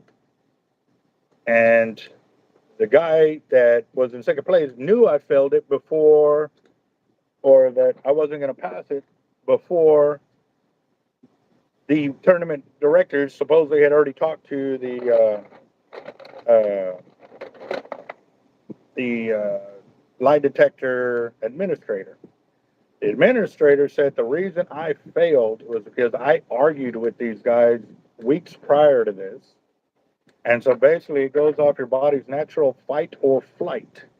And because I had argued with them, because they were trying to disqualify me weeks before the tournament started via email, saying that my unsportsmanlike conduct of the comments that I stated on my Facebook, mind you, freedom of speech does not apply to the Sharkotic tournament. You cannot bash them or talk bad about them on your own Facebook. They will disqualify you. They will find a way. Even though, now let me backtrack, I was not bashing them. actually, I was in full support of them, but I did also, I don't follow people blind. I don't follow people blindly. I will follow you, but if I see that you are the wrong person to be following, I will drop you like a ton of bricks in a heartbeat. So I made the statement. They have these rules and regulations because somebody said that somebody had bought 100 of the shark tournament ticket entries and that they were going to scalp them on like eBay Marketplace or the Facebook Marketplace. I said, well, one, it's illegal. The tournament will not allow you to do it. Um, and actually, I bet I can go back and find that post because it's still in there. I have not deleted it. And uh, actually, you know what? I should do that. I should go back and post that up. See, once I posted that up, a bunch of people, oh, you're gonna boycott the tournament. You're gonna buy. Did you even read my post, man, or are you just going off of what some moron told you? Yeah, I'm saying moron for all the guys that did not read the whole post. They just read Albert's boycotting the tournament. Like I said, I'm pretty much the Donald Trump of the shark fishing community. They always take everything I say out of context and they figure a way to turn it around on me. So because I argued with them, and literally it came down to the point because they said, make sure you read the rules and regulations because we have added new rules to this year's listing of rules. Oh, really? Okay, cool. I'll make sure me and my team were meeting every Wednesday prior to the tournament to discuss what we had fished because we were fishing every weekend. Every weekend up to that tournament, we were fishing on the beach somehow, some way, bad weather, good weather, and we were doing that because not all of our members could fish every weekend. They just couldn't do it. Some had to work, some had family, and sometimes they just couldn't show up. And because of that, when we met on Wednesday, they gave us a few days to recoup, and then we would go out there, we'd meet, and we're like, all right, hey, this is how we fish this weekend. We talked about the weather, we talked about current, we talked about if it rained, it didn't rain, cold water influxes, red tide, brown tide, whatever it was, we were talking about it.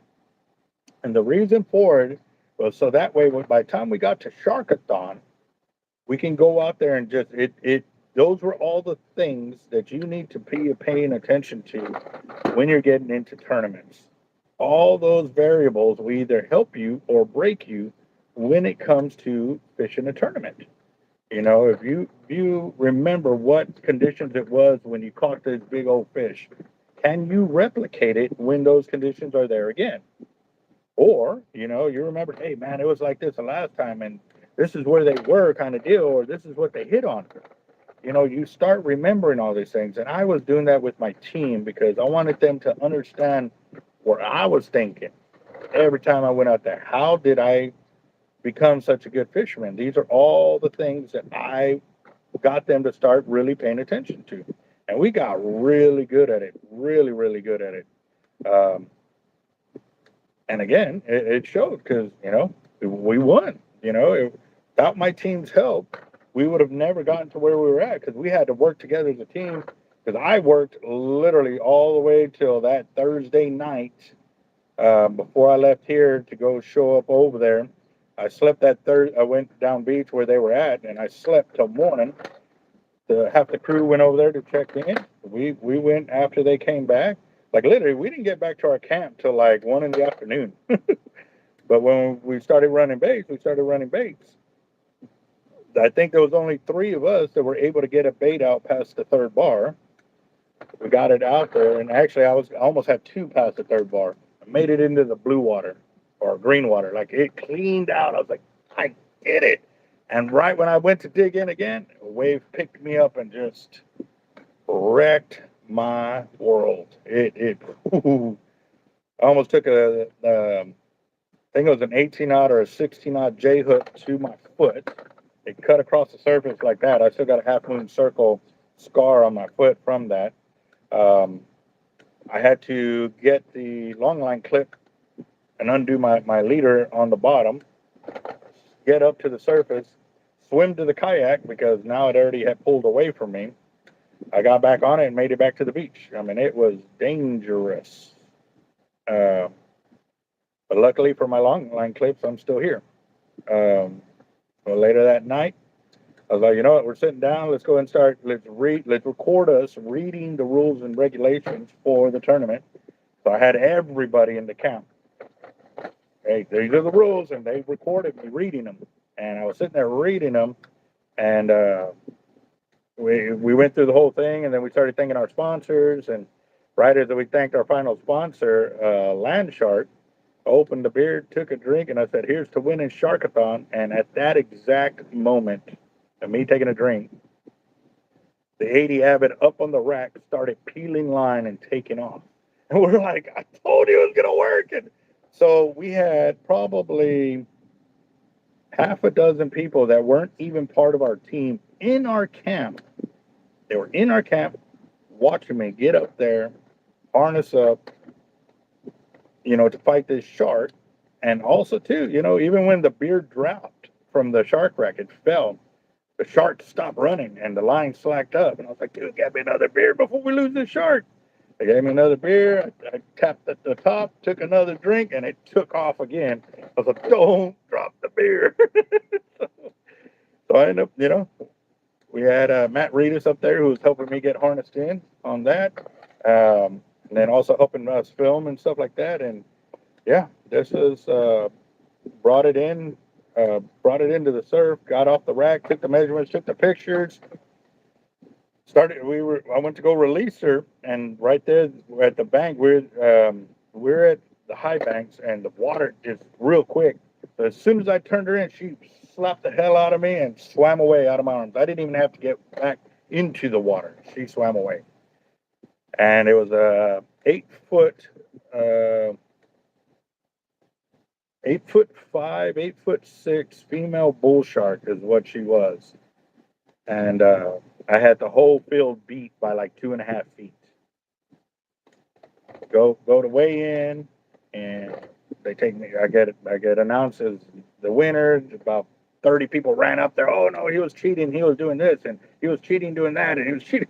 And there was a police detective out there at the time up in front. And when he saw all that going up, and that's because we stopped by that detective's camp that morning. We sat there and talked to them. Like, we were in no rush. We're like, dude, we got this. Like, we weren't worried about it. We know how to kayak. We know. And even then, Damon, my tournament partner, he doesn't like running baits immediately. He likes to run baits right before nightfall. I'm the one who likes to run baits. As soon as we get to camp, we're running bait. Like, I don't care what time it is. And so at the end of the day, like, I was no rush. Like, I was like, dude, we got this. We just follow our practice of how we were doing it, and we would make it roll. So once my name was announced, they said, make sure you're, and actually I sat there and I took a good sip of a beer, and then something else came out. Oh, if your name was called, make sure you're not drinking because it could mess with the readings for the tournament and stuff like that. So I stopped. I was like, oh crap, and so it was probably about 30, 40 minutes later, they said, all right, those of y'all that won, y'all need to get over here to this hotel, and they'll tell you what rooms you're gonna go to or whatever, and you have to do the lie detectors. So I'll go up there, and they put us in a little room, and it wasn't even the main light on. It was like a little lampshade on in the hotel. The curtains drawn, and it was cold as hell in there. So it felt great. It felt amazing because when you've been out, getting 2 to 3 hours of sleep each night, beating yourself up trying to kayak bait, and then you go into a little room like that, and I said, man, they put me to sleep in about 10 minutes. I woke up in the middle of the test. I was like, where was, I forgot where I was at there for a minute. And then after that, I started cramping up so bad I couldn't breathe. And so they had to take it off and then redo the test and all of that. And after everything was said and done, he's like, well, it looks like you have something to hide or this and that. And I'm going to have to, you might have to do it again or this and that. And I was like, well, shoot, I'll do it again. He goes, it's like 3,500. I said, I don't care. Like, I do whatever I got to do. He's, yeah, but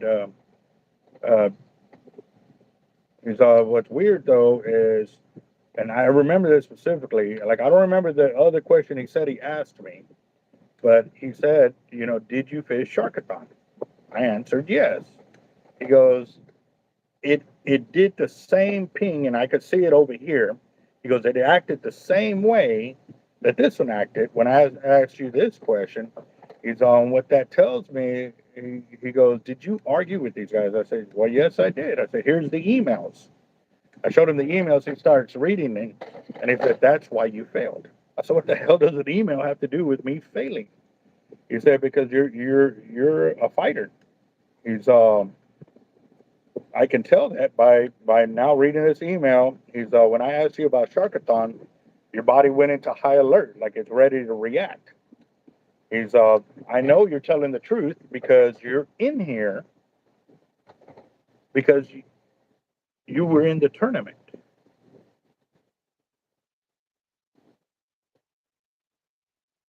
Wow. Wow. Okay, something just clicked right now.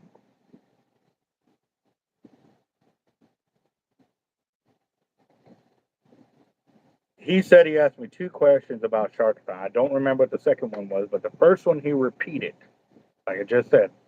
He said, did you fish Sharkathon? I said yes.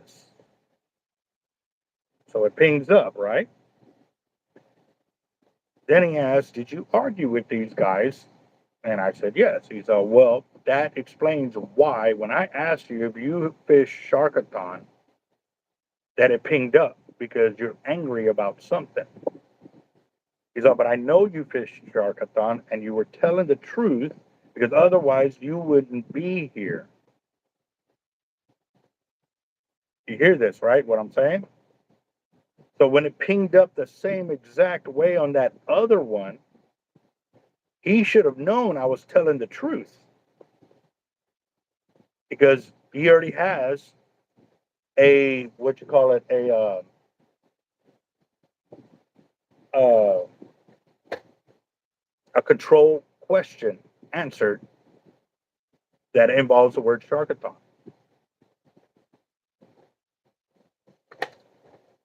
So I was totally screwed out of that tournament. Yes, a baseline. Wow, like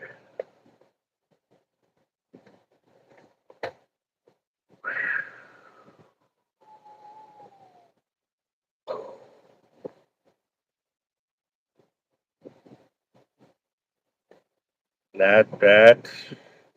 Wow, I don't understand why I did not think of that at the very beginning. That goes to show you how hard up they were about making sure I did not win that tournament. Wow.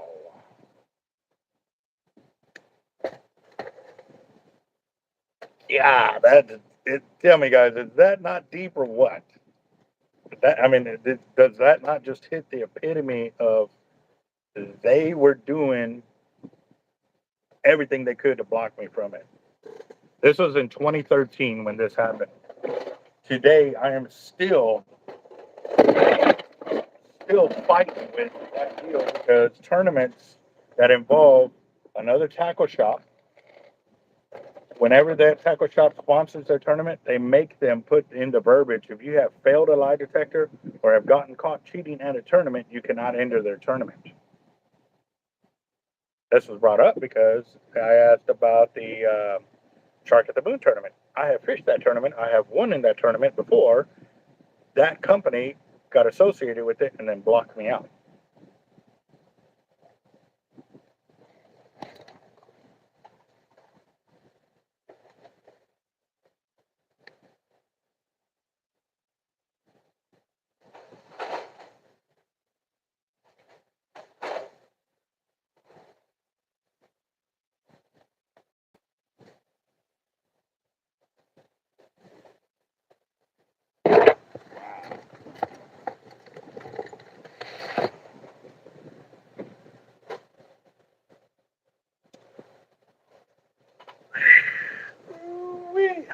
That is.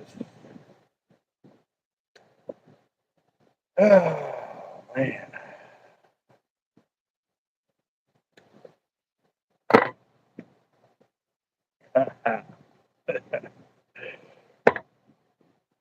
Yep. All right, let me take this over there.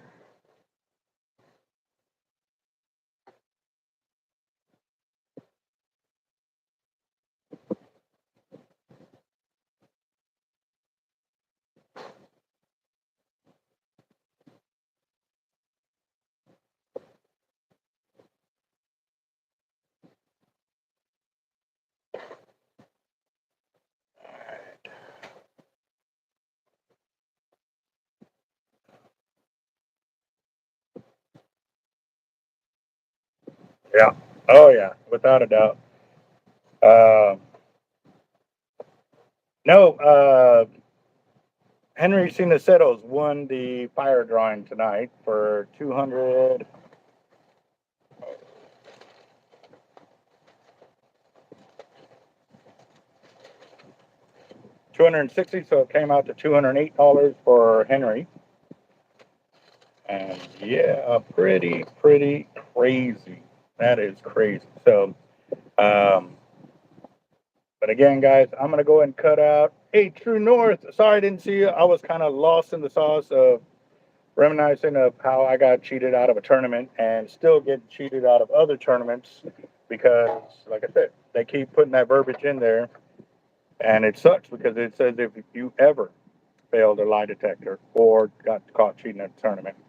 And it's funny because that rule was never, ever in place in any tournament until they cheated me out of that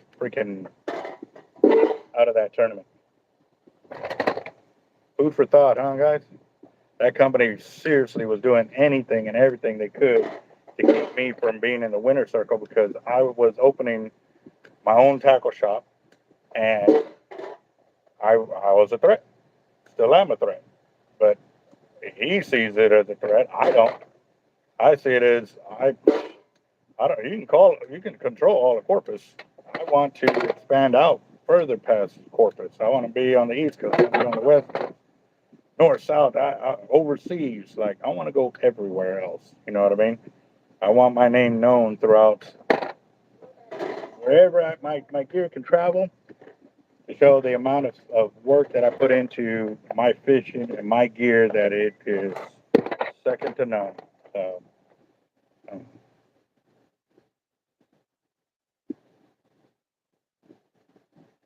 um, we have, they know the story. They know the story. I've had other people try to help in my defense there, knowing that they've been there. Raj Sharkotic was there when I was accused of using shark for bait at a tournament. He was there. He was on the beach when I deployed my baits, when I brought in my shark, I released my shark. He recorded that. He was on the beach when the game wardens came through asking about my shark and what, that the game wardens were telling him, well, he's been accused of this. And he goes, that's impossible because here's the video. He has seen where I've been accused and accused. The guys that I fished with in this last tournament, they were trying to disqualify him because I was in the video. How many times have y'all ever seen me in a short sleeve shirt? I bet y'all can count in the amount of years that y'all been following in less than one handful. Well, I thought the guy was kind of joking. That when he came by and said, hey, I need to check you, because he was already in my camp earlier when we were rigging up and this and that. And I was like, okay, come on by. Like, I thought he wanted to hang out. So I get the cast net, I get into the water, and I'm over there casting net with bait in the second gut. Come when I'm out there, hey, Albert, get your effing butt over here. But the other way, the rude way. I was there, who the hell is this guy talking to? What the hell you want? Like, I don't, why do I have to go up on the beach now? I'm out here trying to cast net for bait. I need to see right now. You get your ass, like yelling, like barking orders at me. Okay, I was like, what the hell's going on? Like, what the hell do you need? Like, now, when you talk to me in that kind of tone, like, I'm going to have a tone too. You get respect when you give respect. I honestly thought he was joking with me, because I don't take things to heart until it's truly officially like that. He goes, where's your band at? Where the lady at the tournament put it on my wrist.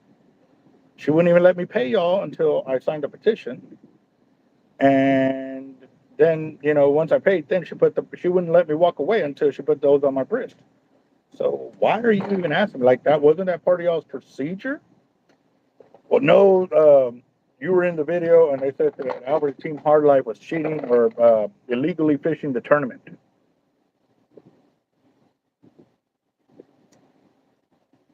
So you came to the camp to disqualify him over somebody saying I was illegally fishing the tournament? Like, wow. The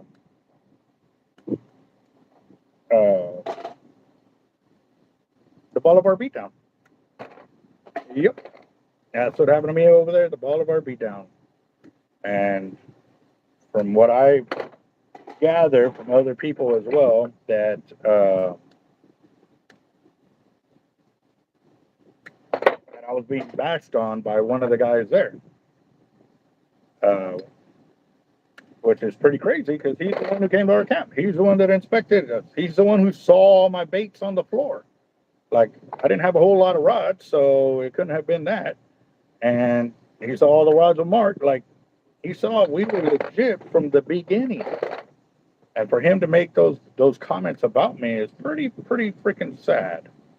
But, like I said, I've been chased by people who hate against me and try to find ways, but it really angered me when they were going to use me, the hate against me, to disqualify one of the other guys in my camp with his shark. Like, what? Is it that bad that I can't even be in a group and then they're going to be denied because I'm in the group? You know what I mean? Like, that's pretty crazy. That's insane. So, like I said, the deal with Sharkathon and them choosing to go this route because of one of their main sponsors is truly diabolical. Like, it has followed me since 2013. It's 2025, and there's still harassment because of that.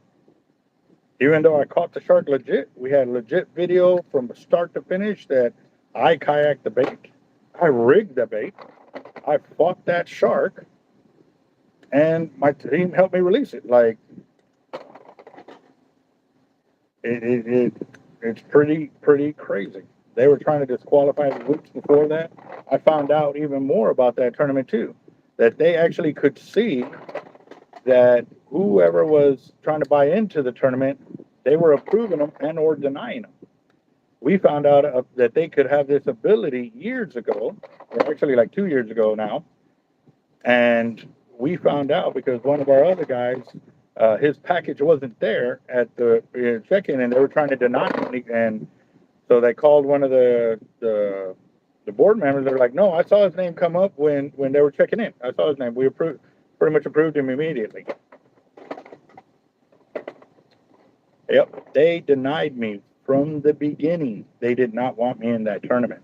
The only reason I got into the tournament was because a good buddy of mine, his father had bought into the tournament and wasn't able to make the tournament because he had a big hunt he had to go do. So because he had that big hunt, obviously that's a lot of money to go out and do.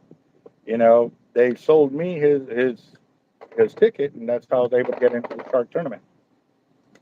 And at that point, they had no way to block me other than if I did win to use a lie detector against me.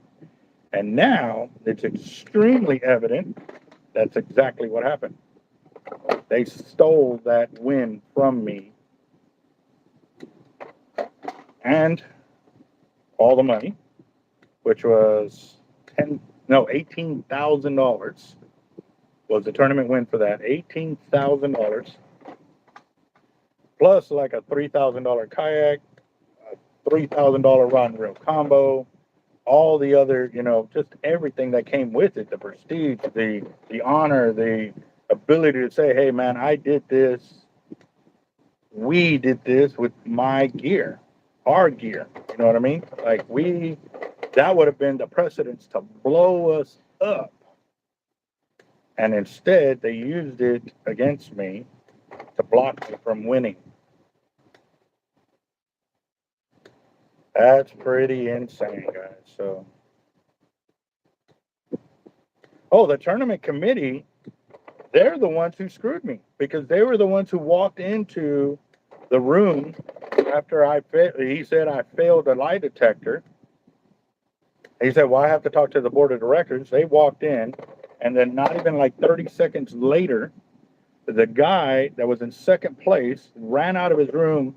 Like he walked out and he slapped me on the shoulder. Hey, thanks for cheating. I won Sharkathon. Running down the hallway. If that wasn't unsportsmanlike conduct, I don't know what you call that. So they called me back in the room. I was like, tell me y'all didn't hear that. And they're like, hear what? I said that he called me a cheater and that now he has won Sharkathon. How does he know if y'all were supposed to be in here discussing my lie detector? That tells me y'all screwed me because y'all told him I already failed it. And y'all ain't even been in the room 10 seconds. So I tried to put a lawsuit up against him, but no attorney here in Corpus wanted to touch him because it comes out one of the board members is an attorney or a lawyer here in Corpus. So guess what? They all play pool together and, golf or whatever. And yep. So I got screwed once again by the system here in Corpus. And that's why I always tell anybody, if you're going to fight a case here in Corpus, do not get one of these attorneys here.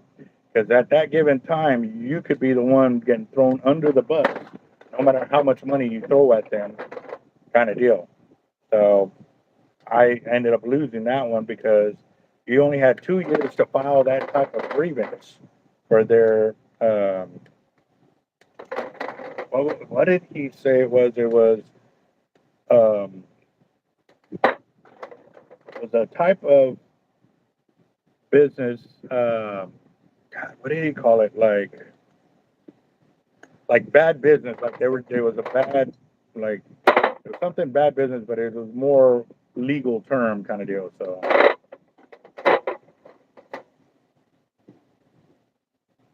Oh yeah, no, I was still, and take who to court. Like again, too, guys. I did not have a lot of money at this point because everything we had invested into the business. I couldn't just sit there and say, you know what, I want to get a, I thought it was going to go because something like that could have turned into a ton of money. But again, at that time, I just wanted to be made right. For them to apologize, give me what is owed to me. That's all I wanted. Years later now, I want a lot more because it has destroyed my reputation amongst fishermen who don't even know me but are looking for any reason to hate against me. So this gives them that. And even to this day, 12 years later, it is still affecting my ability to fish tournaments and or conduct business and or have to relive this situation over and over and over again. Which again, for a lot of people that have never heard the story, for me to sit there and be able to tell it, it's easy because that's what happened. The best thing about telling the truth is you can always remember exactly what happened. And that's why, again, it annoys the living crap out of me right now that I just now realized that, and I could have used that a long time ago. But again, too, the truth will come to the surface, guys. It always does. So just remember, do the right thing when nobody's looking. That is the best way you can live life. It'll always go great for you. But I'm gonna go and let y'all go because I got to go over there and start weighing this, and I need to pay attention to what I'm doing and stuff like that. But thanks again, guys, for getting into the fire drawings. Our next one will be Friday. I'm going to still try to go live some more throughout the week just because I need to get back into the program. Also, to help me with my regular videos, guys, I'm starting to post those up again.